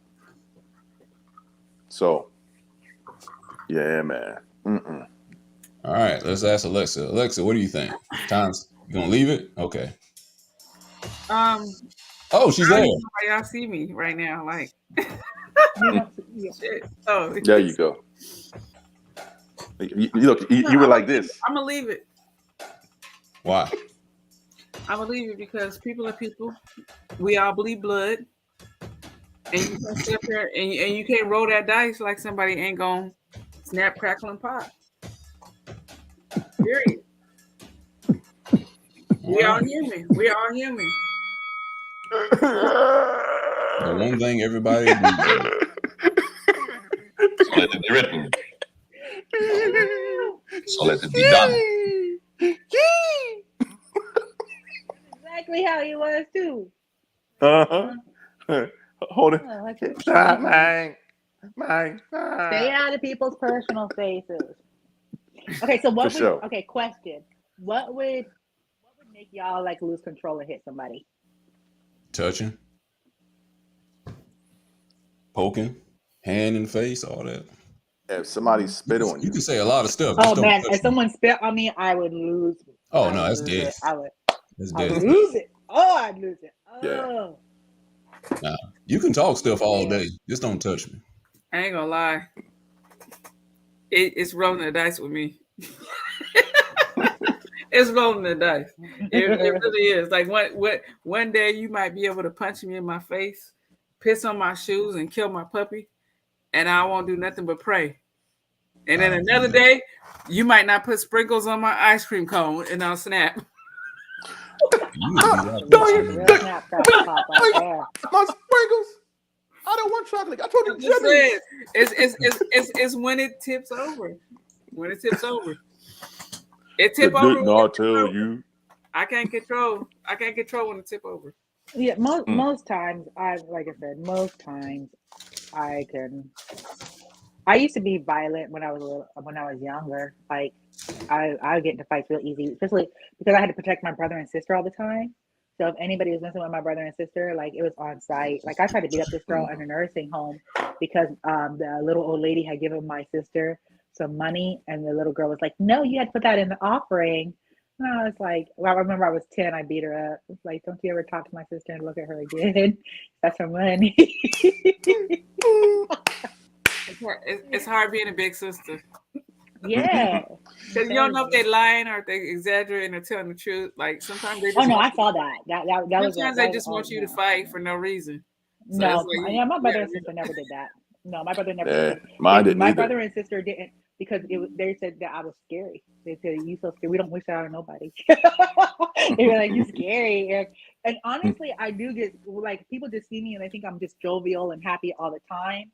So when I show them that other side of me, that Scorpio moon side of me, people get real scared. They'd be like, "Who that?" Yeah, they did. They'd be like, "Yo, she is not." My brother and sister was always testing my gangster. And they would give me a half truth. They wouldn't tell me they started the dang shit. Next thing you know, I'm fighting big ass Samoans and shit. No, yeah, my brother and sister were not like that. No reason. Number one, like if I had to fight for them, they always were ready to have my back. They was always ready to get in, So it was like it was real tight, So yeah, we didn't have that problem, but yeah, spit. I think that I would probably still lose. I still want to slap somebody if they spit on me. Probably, if I'm being real honest, I'd be like, we can throw hands. Okay. All right. All right. We'll go into the main topic of today. I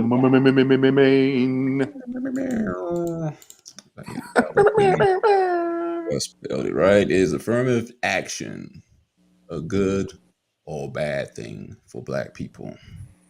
If you're watching this, please hit the like button and subscribe to Hostile Therapy on YouTube.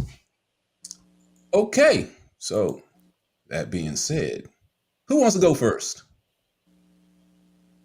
Don't all raise your hand at once. Oh God! Alex, you turned your head, so I'm gonna. I think it's evolved. I think it's changed. I think it's still necessary. I absolutely think I it's don't still want to go necessary. first at all. Yeah, I think it's Okay. necessary. I think it's Erica, good you, for us. I think it's a hold tool on, that Erica. we Hold need. on, hold on, hold on, hold on, hold on. You get 2 minutes, remember? Well, Oh God. Go yeah, and ahead, then put on the music. hold on. Let me get to it first. Since you're Make going it first. sissy. Make it All right. Erica, first tell us, do you do you think it's a good or bad thing in today's world for affirmative action to still be a thing for I Black think people? it's a good thing. Yeah. Okay. Tell us why. Because I think it's still necessary. I mean, like I said, you think of situations where there are still situations where the doors are closed, and that we still have to fight. So I think any tool in the arsenal that we could have, that we can use as an African American people, that will not only help our current generation, but also the generations coming after us, I think we should invoke them. You know what I'm saying? We have a lot of, we still have to what the median, God, my mind just went blank. The median income for a white family is what, 114K? And for an African American family, it's what? It's considerably less, It's way or less. way less. You know what I'm saying? We still have to fight. We still have to have, it's still hard for, an African American, whether male or female, to have a single family household. You know what I'm saying? That's a luxury, for us that we still have to fight.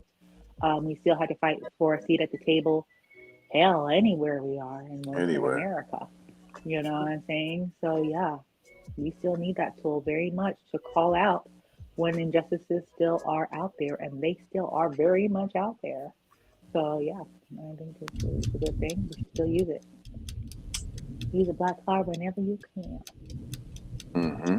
Okay. Mm-hmm. You good? I'm good. I Mm-hmm. mean, yeah, open All right. shut.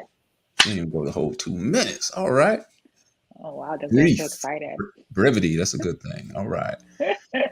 Nice, nice, Chris, nice. what you got Yes, to say yes, on yes. that? You think Um, that affirmative action is still a good thing in today's world for Black people?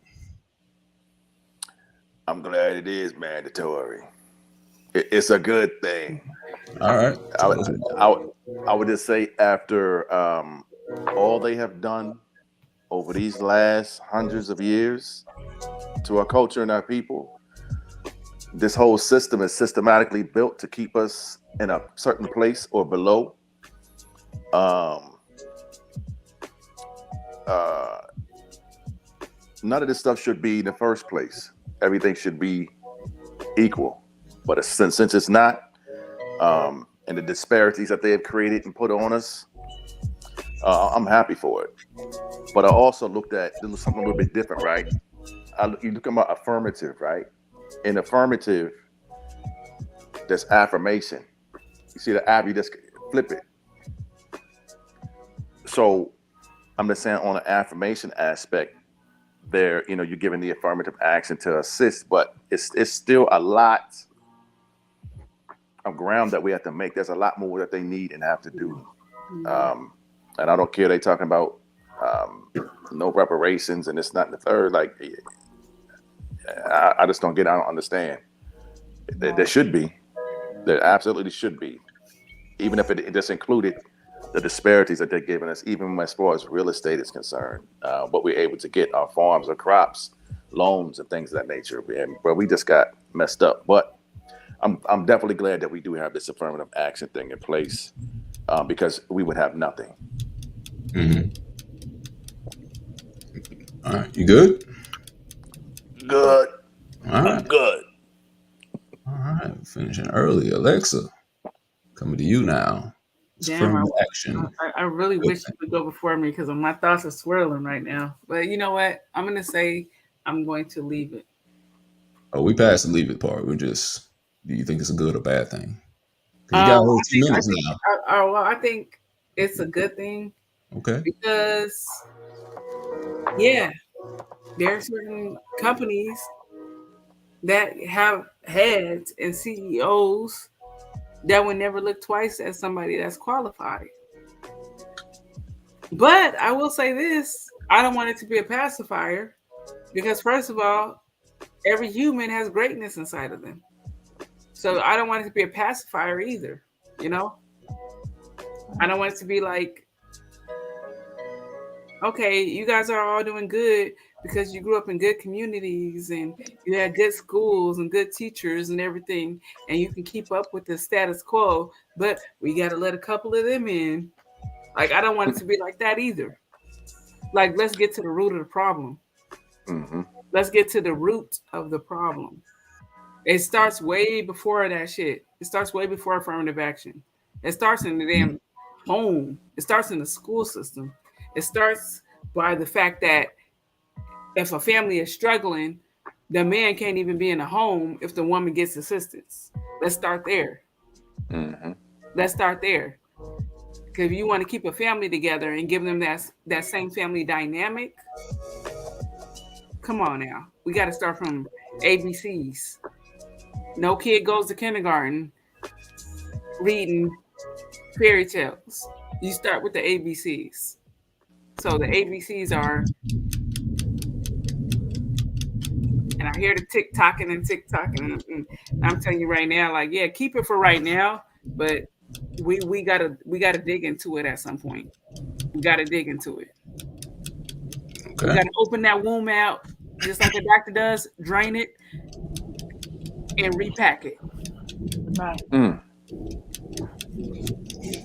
All right, good. Mm-hmm. Okay. You said a lot of good things there, Alexa, that I can agree with. With affirmative action, as it is now, if it's done correctly, I'll leave it as is. But there are some little things that you mentioned that it should be looked at. As far as students, let's just go, African American students is what we're talking about, that get into college. If they are trying to get the quota, which is illegal under the Constitution, they can't try to get a quota, a certain amount of black people at the school. The goal is what they call it, or critical mass. If they're trying to get a certain number of black people there and they're only getting them because they're black and not because of their grades, which does happen at some of these colleges, a thing that can happen called academic mismatch can happen, which is not of their fault. If they're just picking black people because, like I said, fulfill a goal, they may be getting black people to go to the school. They are not academically sound to go to the school yet I'm okay because with that. they might, well, you're okay with it until the graduation rates are dropping and then they're in debt in college and then they're further behind I don't than it think was. there's no way that the African American community Y'all, can make that can much y'all let me impact. finish? It's my turn. Oh, Damn. Damn. Gobby. I'm gonna start my time over. But as I was saying, it's been shown in studies that people have been put in academic mismatch in schools at prestigious schools like the University of Berkeley, where they Mhm. went and their graduation rates were horrible Right. compared to their white counterparts, because a lot of their white counterparts that did go to that school come from great resourceful learning schools, K through 12, which is where I'm agreeing with Alexa, is that's where it starts at. If Mm-hmm. if the outcome is to graduate, I think it hurts more than it helps if you're just picking any black people who are not academically sound for it. If they're K through 12 and their resources weren't as strong as the white family was, then you're putting them in a lose-lose situation just to fill goals out. I think Mm. if you are looking at them based off of then meritocracy and you're picking academically sound black students, by all means, yeah, I have no problem with it. I'm just going with the school aspect. But I think it starts, if we're looking for the outcome is to be graduating, it has to start. Affirmative action can't start at the K through 12 level, but you have to work on getting great resources for kids to learn who are in poor, disenfranchised homes before you get to college. Well, then in those districts, that is a reflection of their district, of their Right. city, of their state, and they have the problem where they are I not agree. giving the younger children the resources they need. I Why agree. does affirmative action have to pay for that? That's not an Well, it's affirmative not paying. action The kids are problem. paying for that. That is a structural problem within the early education system. Right. So no, Well, yeah. that But is not an affirmative action issue. That is Well, it is an issue because some are it being is picked a not issue, but on just it's on not the source. grades, That's not the source. So you huh? don't throw out the baby with the bathwater. You But know you, what I'm saying? yeah, but you So clean that baby right though. Make sure the baby's nice and clean. exactly. And the water is the resources around it, not the actual child of affirmative action. Right. You Yeah, know? for sure. So yeah, so that is where you would course correct and be like, hey, we're having this lopsidedness. Let's look at how we're choosing. And then not only that, what Yeah. school are we picking from? Because yeah, that doesn't have anything to do with affirmative action. I'm Well, going to watch well, my it words does correctly. because there are schools that are picking not based on just grades. They're I'm picking just on going just from the source. quota.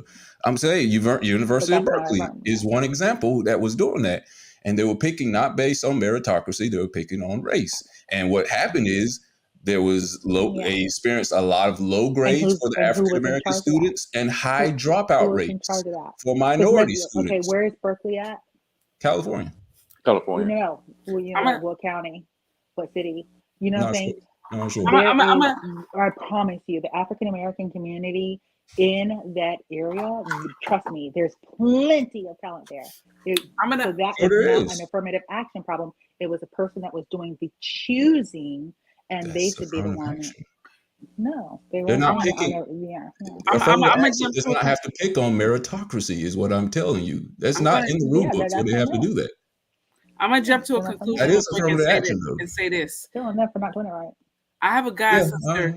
I have a god sister that went through this exact scenario in college. And to be honest, if we want to continue this conversation, I can probably call her this week and we can have a part 2. I'm gonna tell you something. She literally lived this. Literally lived this. Okay.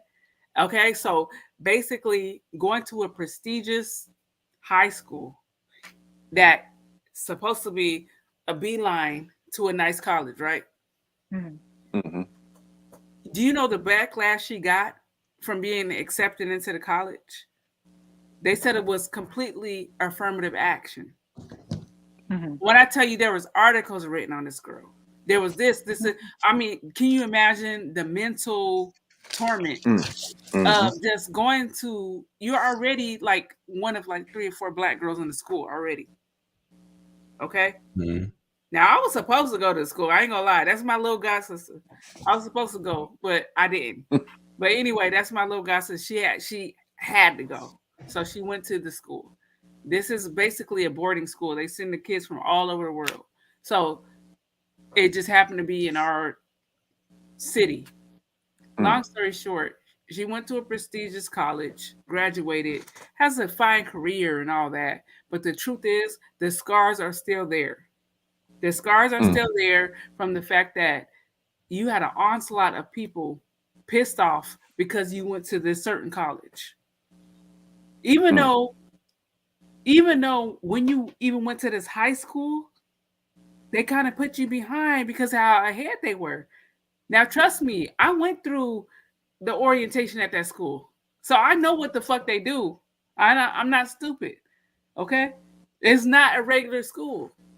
Now, yeah, I've been to private schools and I've been to public schools. But I'm going to tell you right now, that school is like private on steroids. Okay? Private on steroids. Okay, this is a boarding school. And I'm talking about half the girls there don't even know English that well. So, like, they sit on beanbags and make coffee orders for breakfast. So it's like, you know, and you graduate from there. So my little god sister graduated from Pepperdine. Pepperdine, I mean, it's not the best school, but it's a good school. She graduated from Pepperdine, doing great right now in journalism, newscaster, doing all this type of shit, you know? But what they put her through was not right, because I know this is a smart girl who studied. She studied her ass off. She worked her ass off. Don't try to say, oh, she only went there because of affirmative action. Like, that was actually a big like thing. that was the only way.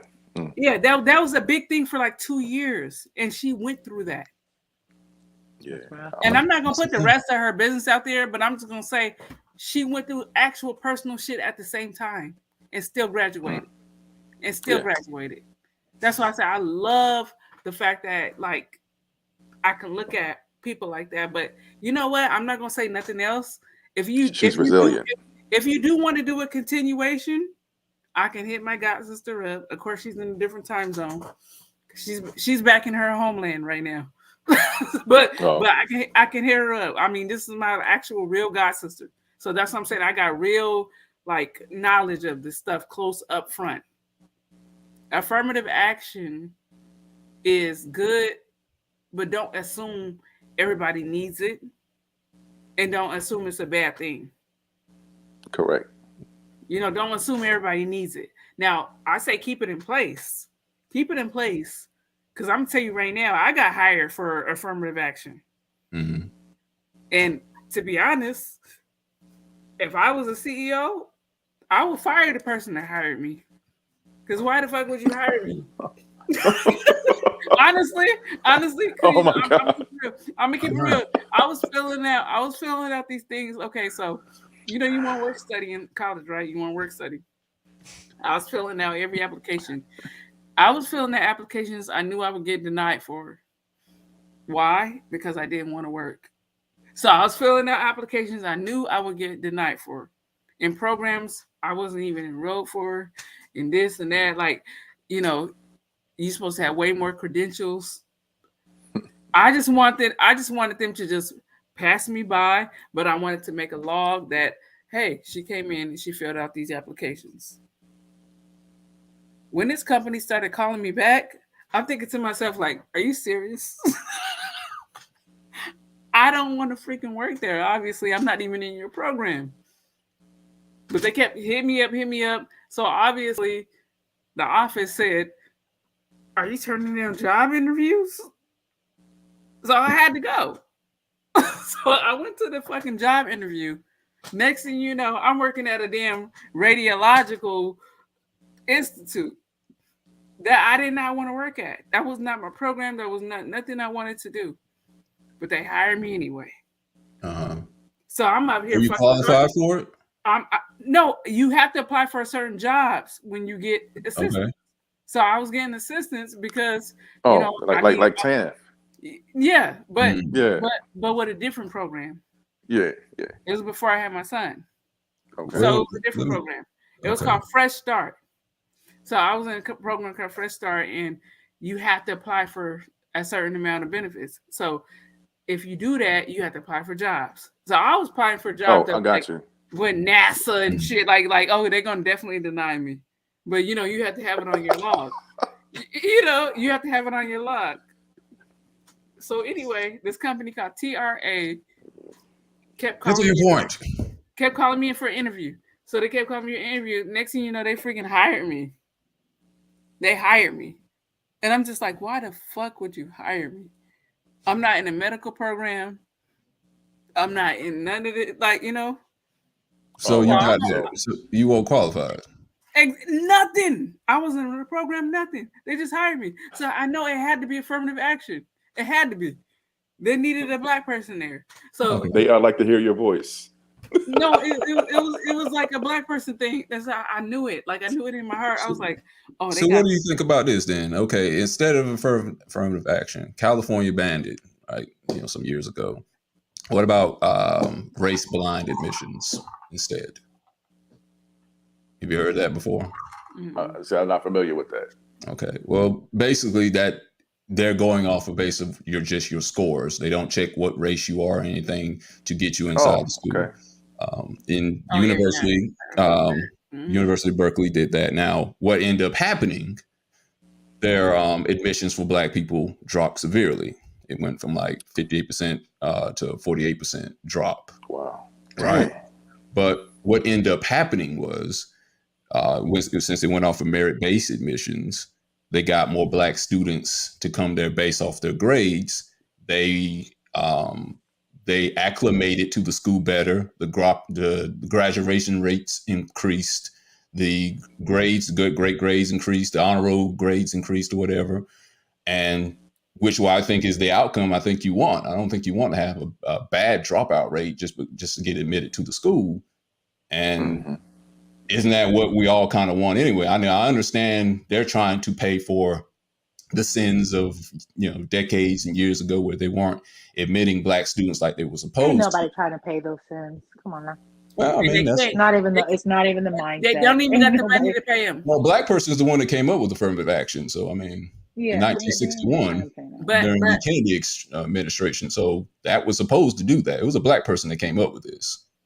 And there but still like ain't the nobody trying to government pay no said, sins. like the government said, they don't I even guess have enough. yeah, They don't have enough money right they got now to pay they got They reparations. got money. they got enough No, money. no, they couldn't pay it if they But wanted but to. They got enough money. they got the money because No, they don't. how you They gonna don't. send They don't. two They 800? don't. How you gonna send Yes, 200 Yes, 800 it is. million assistance overseas for a war that we shouldn't be involved in or supporting them, sending guns, money, and weapon two That times 800 million Do they you got want for me to their tell you why? Are you for their self interest. are you willing to learn? Or are you just talking? Because I can tell you why. Why is because they going back to the original thing, the one drop rule. One drop makes you black, right? Think about how mixed the world is right now.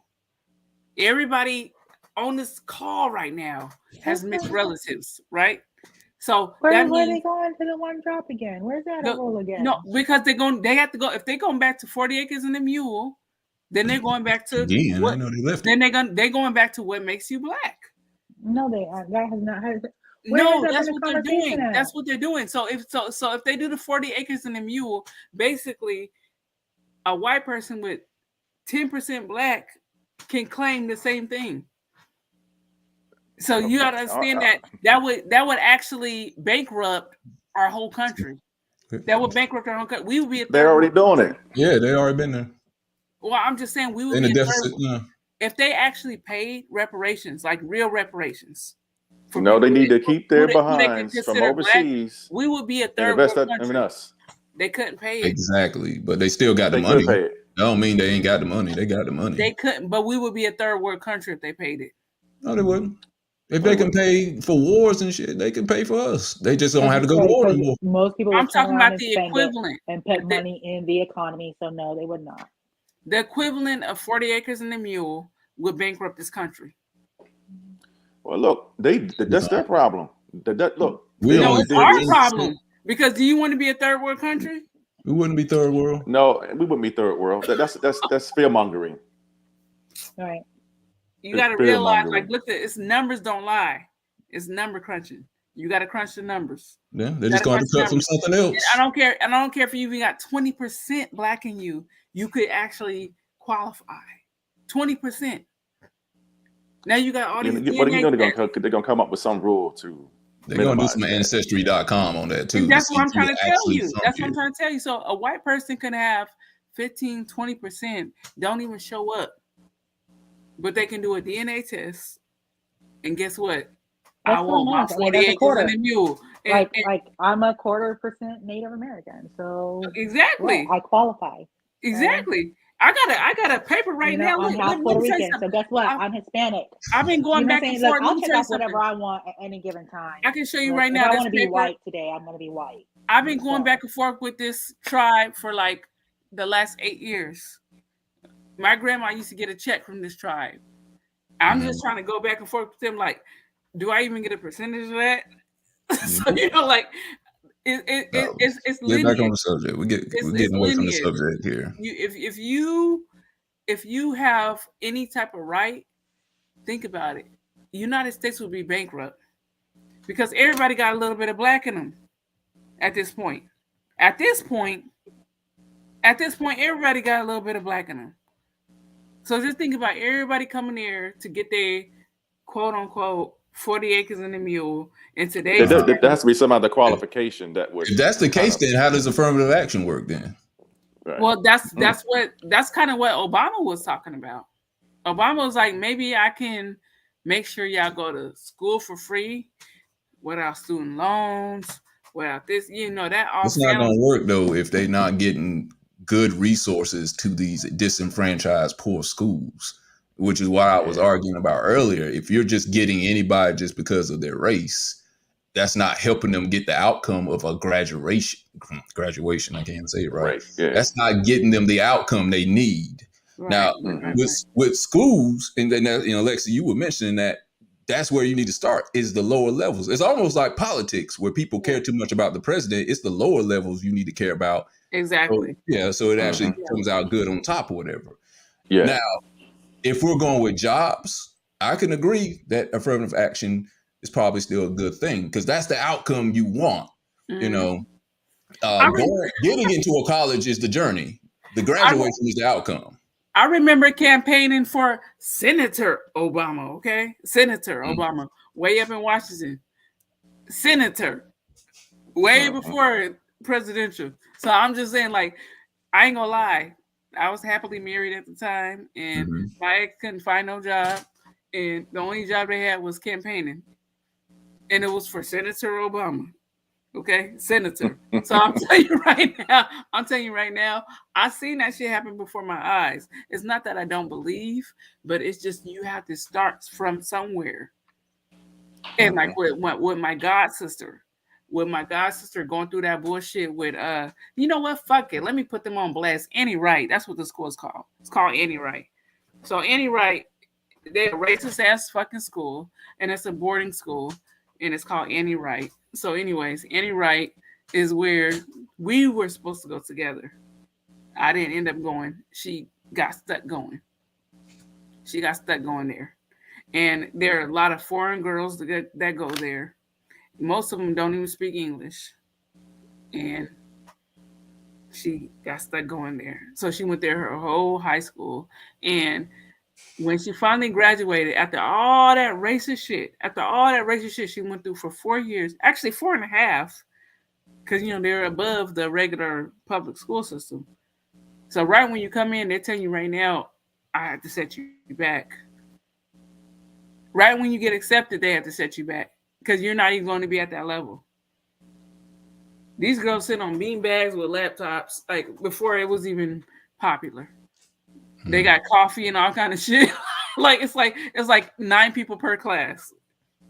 9 people per class, okay? And I just remember that shit. And I remember going to the orientation and all that. Anyways, she got stuck going there. And honestly, I didn't want to go there. But my family was going through their own shit. So, long story short, my god sister went through 4.5 years of this school. And yeah, I'm gonna put their name out there because honestly, you know what? Fuck you. You some racist motherfuckers. Annie Wright. Annie Wright is racist as a motherfucker. So Annie Wright in Washington, they are racist. So anyway, she went through all that just to get accepted in Pepperdine.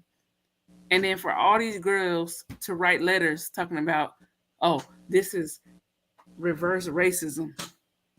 This is reverse racism. This is. Are you serious? She busted her fucking ass for 4 years at this school. Are you fucking serious? That's crazy. I know the damn tears she cried being the only black girl sometimes, Like, are you serious?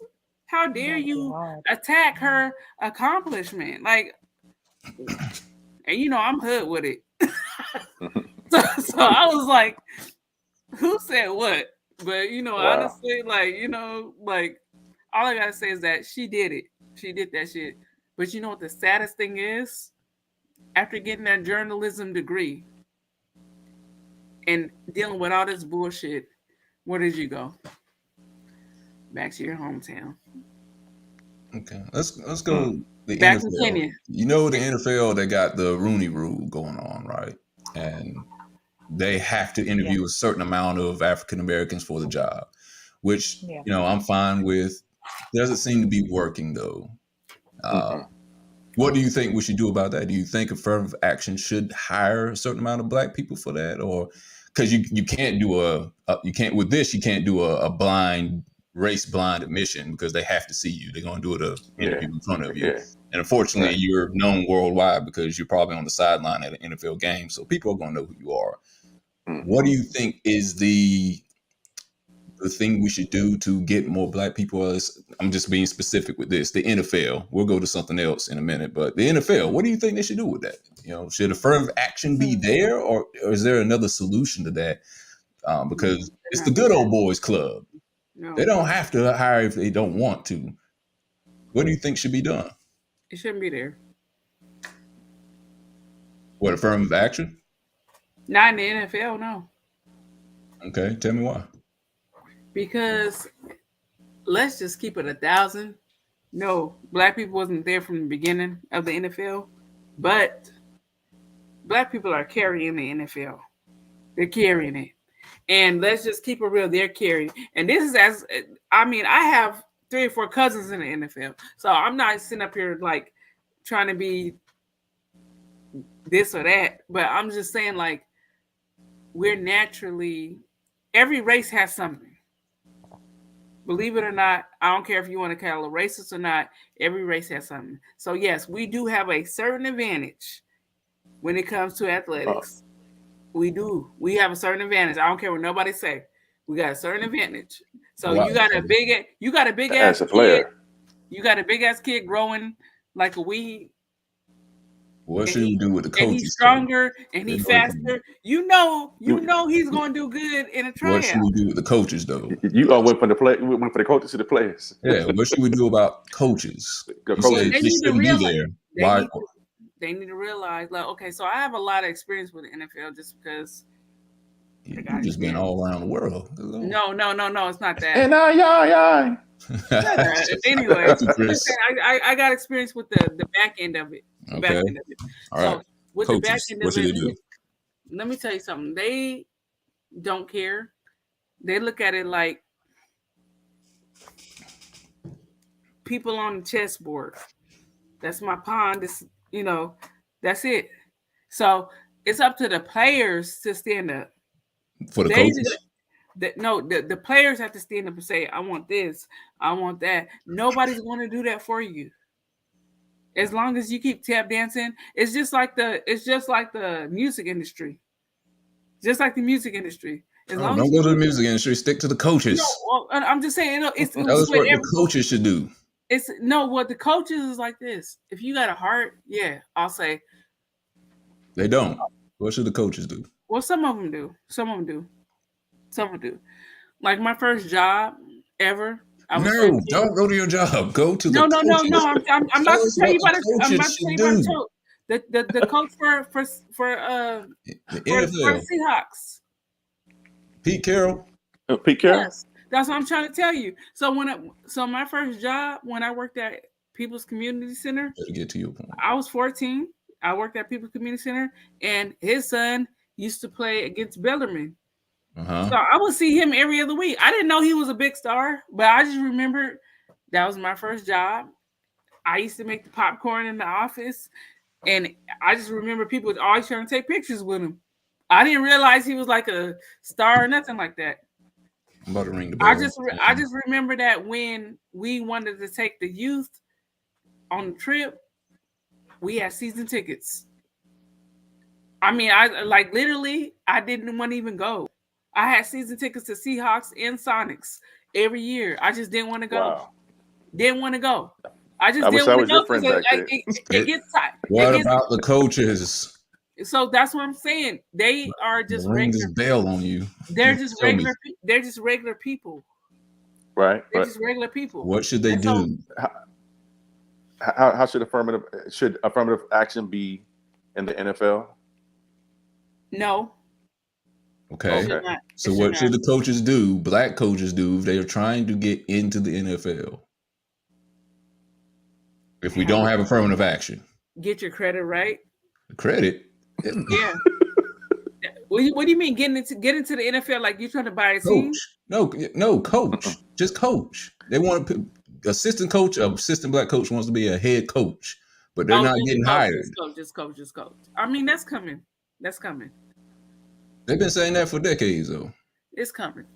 I'm talking about if you want to own a team. No, just be a head coach. Just a number. There's a large disparity of Caucasian coaches, and there's rarely any Might be one or minority two. coaches I can't believe that I are said that are in head coach positions. Yeah, it might be So, one or two. Pittsburgh's coach. I And, swear to God, but I swear to God, if after this broadcast, I need to talk to y'all for like 10 minutes. because That's all I it's gotta about there's a lot of coaches that they're of the other persuasion, and we don't get minorities don't get head coaching jobs given an opportunity. So, just like Aaron said, the upper management of the NFL. Matter of fact, there's not right now. We just probably got a couple of at least partial owners of teams, but no coaches. Aaron, I'm about to say we don't have no full. We Aaron, only have one black owner of any majority major sports: baseball, basketball, football. Aaron, hockey. they're weirdos. I'm sorry, they're weirdos. Okay, the owners are weirdos. That doesn't answer the question though. If there's no affirmative action, they're weirdos. They are weirdos. I hate to break the news to you, but they are all Alexa, weirdos. what y'all have not answered. Still have not given the thing to do yet. Okay, but Red, I feel like there's no affirmative action. What should we do to have more representation of African Americans in the NFL? Start your own shit. They're not rich enough to do that. Well, get the unless money together. Band together. Get the credit together. Ain't enough damn credit in the world to start a damn football team. Oh no, you by can. Yourself? No, by you yourself? can. You can. No, not by yourself. But I'm just saying, but join with the other people. Do you know how many black people have been like rejected from investing into teams? Mm-hmm. Yeah, that's what we talk. Yeah, partially. Yeah, that's right. To be honest with you, they will let a black woman in before they let a black man in. Mm-hmm. They'll let a black woman in. Like I could actually buy into a team before either you two could. Okay, that's what's up. That's fucked up. Is that not fucked up? Yeah, that's fucked up. Okay. Well, let's just go skip that. Let's just go with regular jobs with affirmative action. McDonald's, someone working at a law firm, is affirmative action a good thing for black people there? Yes. Affirmative action is always going to be good for a small percentage of us anyway. Before you go, Chris, let me just ask this, because that's the con that's usually thrown out. And I think Alexa kind of adhered to it a little bit earlier. The reverse racism argument is like, oh, you're taking a job from this white guy here because you're putting. But y'all have majority. You have the majority of all the paper. You got all the jobs. You got ownership of mostly everything from real estate to what else do you want? Mm-hmm. No, but yeah, Red. I just really believe that whether it's the NFL or NBA, whatever that is, affirmative action should be in place because that means that we wouldn't have the opportunities to get into these things. And also as coaches, if you wanted to hire an assistant coach that was minority, there's an issue, a problem with that. Mm-hmm. And even the length of our minority coaches in the league is shoddy because they get now you see a coach that he got a 6-year contract and he win like 12 games his whole as a coach and he's Caucasian. They're like, oh, he blah blah blah blah blah blah blah, but they support him. Yeah, he had bad players or something like that. So a minority coach would not be able to, mid-season, mm-hmm. He may have one year, one bad year, his team might not make the playoffs, or his team is 1-3 and 13 or something like that, and now he's on a chopping block. He's worried about his job. But the year before, the last 5 years, the Caucasian coach was kept for 6 years. He only had one bad year coming into a bad situation. But it doesn't matter. So we get treated differently as well, on all those levels. So I just really feel it should be implemented at some point. And just because you have to interview, still don't mean they have to hire. So that's a problem too. Yeah. Unfortunately, you can't go into an interview like any job and the person sitting across from you, you don't know what their background is. If they're, they don't see color or whatever, or they don't have a racist history, you can't get into their past. So they could hire you because they actually like you, or they could not hire you because they don't like black people or whatever. I don't think that's the same thing with the schools thing, because you don't have to see the students until they actually get there. You just send off a letter and your SATs and see if you actually qualify to be in schools, unless somebody's actually looking to meet a quota. But as far as jobs is concerned, it's a little harder because you have to go in and you have to go sit down at most of these jobs unless you're doing a virtual interview. They still got to see you. So how, besides if you don't use affirmative action, how are you supposed to meet or have some diversity in your job, in your workplace? Diversity and inclusiveness. Yeah, not just the NFL, but a law firm, at McDonald's, at gas station. How are you going to get? Force it. You got to force it. You have to force that shit. You have to force it. I'm telling you right now, it's not going to happen. You have to force it. You got to force it. I hate to say it. I hate to be the bearer of bad news. But I'm going to tell you right now, I've seen it over and over. You have to force that shit yourself. Mm-hmm. Now, I got a lot of damn issues with my family.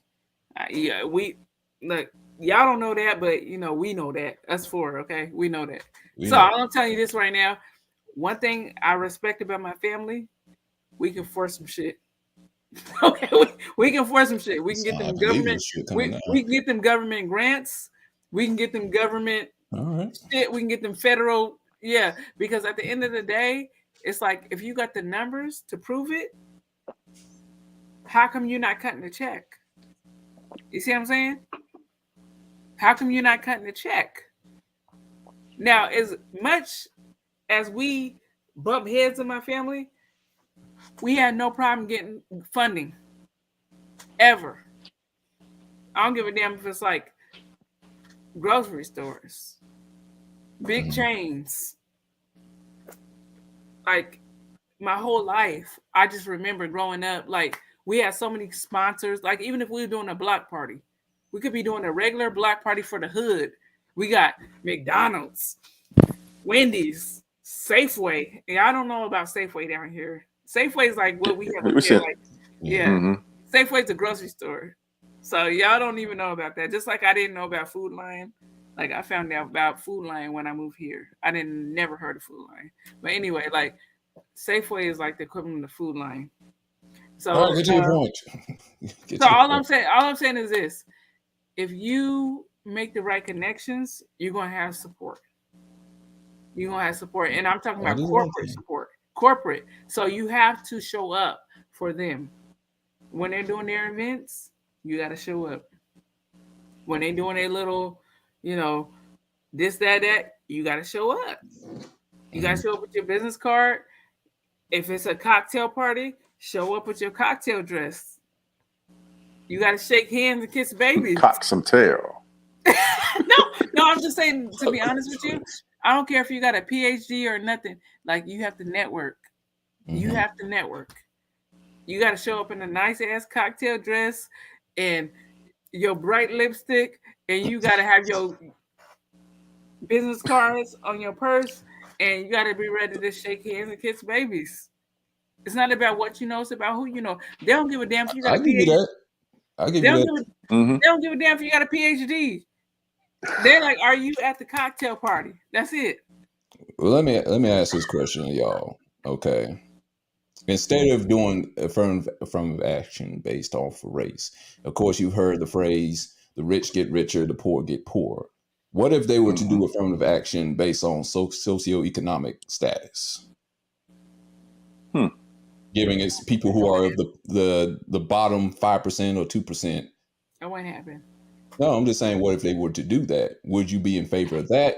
And what if, instead of just picking someone based off of race? I'm not saying that's all they do. I'm just saying, would you rather that someone based on a socioeconomic status, poor status, get those spots in those schools so they can bring themselves up, graduate, and help make a better life, help create wealth in their family that they've never had before? Or would you be against that? Against. Okay. Erica, what you think? Yeah, totally against it. Okay. Why are you against it? I just want to hear your opinion on that. Because people would use that situation to whitewash the schools back to being white. Okay. I mean, if there's no race involved and it's just socioeconomic, you'd be against that. Yeah. Okay. I mean, to a degree, you have a point, because when I did mention where it was a race blind admission, Black people's admissions dropped by, I think, about 12, 15%. Even though the graduation rates improved, but their admissions did drop. They didn't get those positions that they would have got with affirmative action versus doing race blind admissions. If it's socioeconomic, yeah, somebody else might be missing out on that spot that has better, great grades or whatever, good SATs. But that also, this is where I go in with it, is what school were they going to? Was their school a fluent school? Did their school have better resources so they had a better outcome to get to some of these schools? If there's none of this even put into it, no socioeconomic status, no affirmative action, and they're getting to these big prestigious schools based off of where they grew up, that's where I don't like. It's not given a chance to, quote unquote, pick yourself up by the bootstraps and become, create another type of wealth that they've never experienced before. Bring their family out of poverty if everybody's not getting the same chance. That's the only thing I hate about it. It's like, everybody didn't grow up in a fluent neighborhood. Everybody didn't have great learning resources through K-12. I want to give the people who are in the bottom of the bottom a chance to go to these prestigious schools and be able to change their life. But it's on the parents too. It's on the parents too. You have to put it in the kid's mind. You have to put it in the kid's mind that that's a better choice. Because see, I'm just gonna give you a quick flash of my thing. Like, I grew up on the hilltop. I don't know if y'all can Google it or not. Hilltop was the hood. Okay. I grew up on the hilltop. So I'm gonna tell you right now, like, imagine a girl getting dropped off in a Annie Wright bus on the hilltop. You're gonna be the laughing stock of the damn neighborhood. And you have to write like this Annie Wright bus. It says Annie Wright right on the fucking side. You gotta wear skirts. You gotta wear the uniform. Like just imagine that. So it's like your parent has to put that in your mind, like that's okay to do that also. Because I'm gonna tell you right now, even during my orientation, my neighbors, my so-called friends, everybody clowned the hell out of me every time I got off that bus. Okay? Because for a whole week, you have to just go there before they even accept you, So I went there for a whole week, and it's like I get off the damn bus, walking to the doorstop. Next thing you know, Eddie Wright, hey, you got an Eddie Wright, Yeah, that's right. Look, your parents have to put it into your mind. Your parents have to put it into your mind that it's okay. So I'm going to straight up put it back on the parents. You got to put it back on the parents. The parents have to make you feel comfortable within your own skin. Because to be honest, I had no problem being at the actual school. It was just going and coming. What do you mean put it in your mind to make it right? Like the parents have to let you know, like, you're going to a different school. Most of your friends probably going to this school. Mm-hmm. But you going to, like they have to talk to you. You have to have communication with your children. As far as making them feel comfortable in this, I plan on putting my son in the private school for high school. He has one more school in middle school. One more year. He has one more school. One more year middle school. But I want him to go to a private high school. Yes, I'm gonna keep it real. Call me bougie. Call me what you want. Shit, call me what you want. Just don't call me collect. Well, I mean, I get what you're saying. I'm putting him in a private school. Okay, you're putting your son in a private school. Okay, not this. That's this coming year, but after that. Yeah. Yeah. But everybody doesn't have that capability to do that. In the Well, private I school, don't have it right now. yeah. But I'm that's still what I'm in saying school. is the Yeah. people who do not have those type of opportunities to put their kids into private schools or really, great schools or whatever, and then when they go to affluent schools, if you want to call them that, then they're in for a shell shock a lot of times. It's not Or even a culture shock sometimes, and they're Oh not yeah, able like I to said, handle culture it. shock. it's not even affluent. It's just different. Oh, it's It's just affluent if you different. got to pay for it. Well, Anyway. well, you got to pay for it where though? See, now we're getting into the details. Where? United States is actually very expensive. Private school. It's different. United States is expensive, but you don't know that if you're from the United States. You don't realize you can live like a king or a queen Well, we're somewhere just else. talking about United States. Well, see, that's what I'm saying. I'm willing to move somewhere else and give my son a great life. I'm willing to do that. Okay. I don't gotta be here. Chris, would you have a problem if any of your children went through a technical college instead of an Ivy League school? Yeah, because Ivy League school doesn't always fit or match your child, or doesn't always match individuals. And I know all of my kids,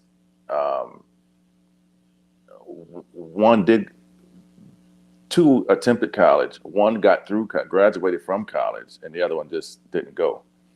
Mm-hmm. What I'm saying is that some children operate different, whether that's their learning capacity or their attention span or whatever it may be, but other people might be led differently. Like they didn't want to take that long route, collect all this debt. Like I would take the technical aspect because technically you can go into work and get internships and go into work making a lot of money very quickly, depending on what your the technical skill from that school is. So I mean, I wouldn't mind it. I wouldn't mind it at all. I mean, for that aspect of it, because one of the things that was happening in Philadelphia and it happened here in Richmond, they took all the after school programs away, where they were teaching. I forget what you call it. It's like a labor and something, but there was classes that you could take directly and pass a test, whatever that is, and you'll be certified X, Y, and Z. And they already have connections with jobs to where these people can get in. So they were on a fast track to start saving early and doing some other things. But yeah, I wouldn't mind that. I think that'd be a pretty good alternative. Yeah. I do wish they would put this much more energy as they put in affirmative action, put it into the lower level schools. Because that's where it starts. Or just trade schools. Who? Just trade schools. Like my brother hits me up all the time. Do you know he don't even have enough employees? Like he don't even have enough employees, and I'm talking about paying good to start off. Yeah, that's a cultural thing there. Even if you have a felony, like he needs so many vacancies. Like he's actually driving right now. Yeah. You're right about that. Trade school is something that needs to come make a comeback. It needs to come back.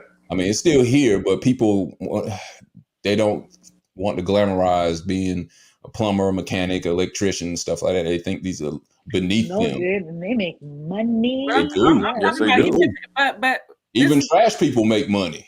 They make money. Even giving you the car and letting you go to school for free, they still don't want to go. Right, you're right. You got to take them out the equation. I'm just saying, like slave mentality is still a thing. That's what he's dealing with right that's now. Really so what it boils down to. I mean, like I said, there's a lot of areas. Slave mentality still is in effect, and that is why affirmative action is still needed. I'm up here trying to help my damn family. Like, let me send some people to you who need a job, but at the end of the day, don't nobody want to work no more. You know, they don't really want to work. Essential thing for the just like you said, what essential work is okay because the government is paying you to stay home. What's the incentive? Because they treated essential workers like shit so bad. You know what I'm saying? Yeah. Like, I'm telling you, it was horrific. Okay, let me tell you, I work for, a big name company, and I'm telling you, I knew something, was wrong. Because when I tell you about, like, it started, like, the way, like, we had all of our desks like this, and COVID started here, Mhm. and it started bam, bam, and it kept on going. And I tell you, I was like, do y'all notice that one person is getting sick, and then the person next to them is getting sick, and then the person next to them is getting sick, and that's how it started to go. And I started to, like, I started to be, like, pissy, and they started to, like, figure that I was a problem, because I'm like, there's something coming. And this was like November of 2019. And like right before, like, it was like really, really bad. And we didn't know what COVID was. And they were talking about, oh, it's just a bad flu. Oh, it's just a bad flu. But then, like, people were, like, not coming back. Like, they were so sick, they was not coming back. And it was just death by death by death. And I was like, because, like, they didn't like my holistic stuff, and I was like, I don't care. There's a sickness going around, and I'm not doing it. And I was like saging and oiling my whole area, and be like, no one can sit at my desk, no one can use my phone. I don't know what's going on, but it's weird to me that it's desk by desk by desk by desk. And sure enough, they came to all the desks and came, like, all the way around, and I was like, well, it stops here. Y'all don't. And I was like, everybody thought I was, like, they were being real pissed, and I got in trouble. I was like, fuck this, fuck this, fuck this. And then COVID hit, and we was getting 3, 4, 5 people sick, but we were essential workers. So, Mhm. the people still had to go. And then not only that, only a few people qualified to go home. And I was one of the first ones. And I'm like, damn shit, I'm one of the first ones to go home. You know what I'm saying? But mainly because I was just being pissy, because I had to fight for my right to live. You know what I'm saying? And to be treated a certain way. It's now you telling people to share desk and share phones where we touching everything. And that's what they was doing. Like, oh, 6 feet apart. So y'all three are going to share one desk instead of all sitting. I was like, this is the stupidest Oh no, thing that's in the world. It's just, like, stupid. oh, But this is the thing. We were the only African American building that they had in this company. But all the white wow. buildings in the same company, they was getting treated like gold. But we was getting Mm. treated like shit. You know what I'm saying? So I was like, I don't know how essential I am. I am essentially gone. I will never walk into this building again. You know what I'm saying? I quit. You know what I'm saying? They didn't know I quit. You said you're essentially gone. Yeah. I think that should have been a misnomer. I think you should have been called non-essential if they were willing to make you die to work for the job. How essential are you? But that is Right. why this Is happened, there? because people didn't, because, like, people were dying. People, like, they were separating us from our kids, and pretty much like, fuck your kids. That's what Yeah. essential workers had to deal with. You Mm. know what I'm saying? So Okay. yeah, that is why the economy and the market economy of jobs is like the way it is. Because screw you. You know what I'm saying? They didn't care if you died. Mm-hmm. They did not care. Now, it was beautiful being on the road and nobody else was on the road. Traffic was amazing. Got to meet But that these quota. big Fortune 500 companies did not care if you lived or died. You don't think that psychologically impacted a huge part of the workforce place? I don't Mm-hmm. care how much you're paying me anymore. You gotta pay me more, because at the end of the day, it became about life value, and your life wasn't valued. That's why people don't want to fucking work. Because why? You don't value my life. You Yeah. know what I'm saying? So no, I don't care what you do to me. I don't care. I do not care, because you really do not care if I live or die. You Hello. know what I'm saying? And like I said, a Review. lot of families, it's like, okay, I had to choose my life. I had to choose my family. There's engineer, and wasn't a black thing. It wasn't an economic thing. I don't care how they spend it. I know engineers. There was like, I'm just gonna stay home with my family. Why not? Stay home with my family until I can't anymore. So no, I'm not gonna punk people that chose that. You know what? Good for you. I rearranged my whole life and did the same thing so that I could take care of my family and take care of myself, because people was dying out here. You know what I'm saying? And what, COVID's still out here and we pretending like it's not, because yeah, great, we have all this vaccine and stuff. And I know all these conspiracies. I don't care. People was dying. However, how they was dying, I don't know. They were spiking the numbers. I don't know. All I know is that I went on hardcore quarantine because I had a father that was severely ill, and I didn't care what nobody said, because at that point in time he was in the hospital a lot and he was weak, and I did not want to bring him what may or may not have been able to kill him. So yeah, I put my son on homeschool and everything. I went off the grid, because screw that. You know what I'm saying? You sitting out here, trying to keep the economy together. The economy don't care if you die, and they ain't, like I said, the life insurance agencies wasn't trying to pay out, You know what I'm saying? And people really losing everything. You know, and then at that point, you think about what is important to you. You know, what's important to you in your quality of life, and you have to restructure. And so I've been restructuring during that whole process, and there's a lot of people that have done the same. Because fuck that job. Fuck that job that don't care about your kids, your family. You know what I'm saying? So no, it's not that people don't want to work. People don't want to die. You know, people want to live. Okay, you know, people want to live. It's not that they don't want to work; they want to live. I don't know what they about to do now with you know, They'll figure it out. unemployment about to get up. I think it's Look, already starting to dry up now. They better they'll get that. figure it out. They better get their shit together. Yeah, we No, are the back to government, work now. the government better adjust whatever the fuck they need to adjust. These companies need to realize they, you know, what I'm saying, yeah, like Amazon unionizing. You know how trashy, like Amazon treats their employees like crap. disposable spoons and forks. Oh yeah, that's how they got rich. You know what I'm saying? Exactly. That's why Jeff Bezos is as rich as he is. I hope they do. I hope it makes such an impact that his stocks drop drastically. You know what I'm saying? I hope it puts a real big old dent in Amazon. You know what I'm saying? And it makes them restructure. Not too bad. You can't treat people like shit. You can't treat people like shit, and these companies need to realize that. Yeah, I worked for them for 3 months one time, and Amazon? as soon as I got another job, I was out of that piece. You worked in a factory?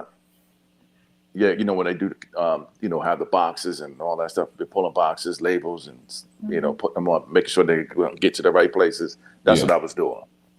So, and if you got a half an hour lunch, like you have to be back at your station. And our station, I'm telling you, it was like sometimes 8 minutes or 10 minutes. So you got to walk damn near all the way around the building to get to this certain place.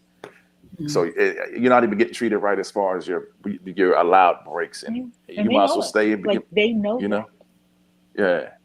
It's just crazy to me because I grew up in Washington, so you know, I literally grew up with I grew up with the .com boys. I grew up with them, so it's like when you think about it, like all these little companies they came up with, all my friends was working there, like as their first jobs and shit. Like Bill Gates went to the same fucking high school as my brothers, literally, Stadium High School. So it's crazy when you think about it. Like all these .coms came from Washington.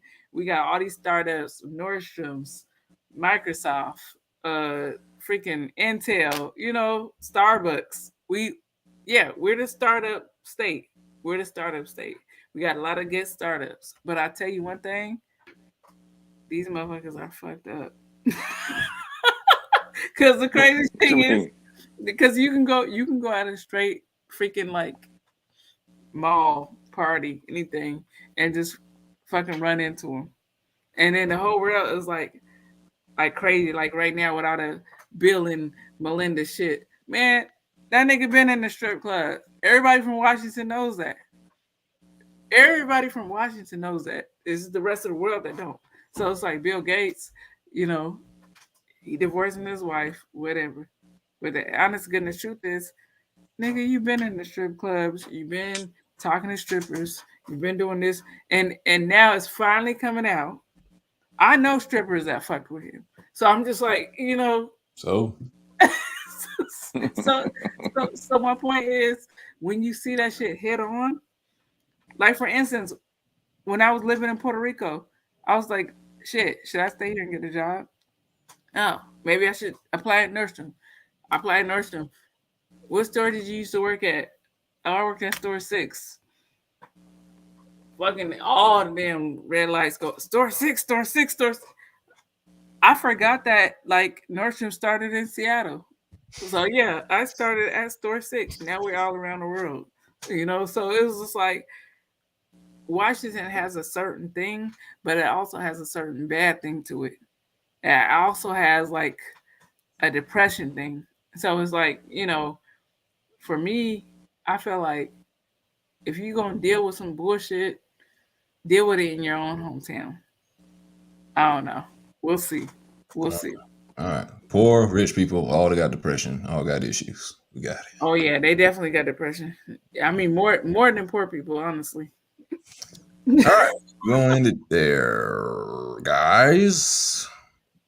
Thanks for everybody joining in on another episode of Hostile Therapy. Getting some hostile therapy, not because you want it, but because you need it, and because doing some dance in the background.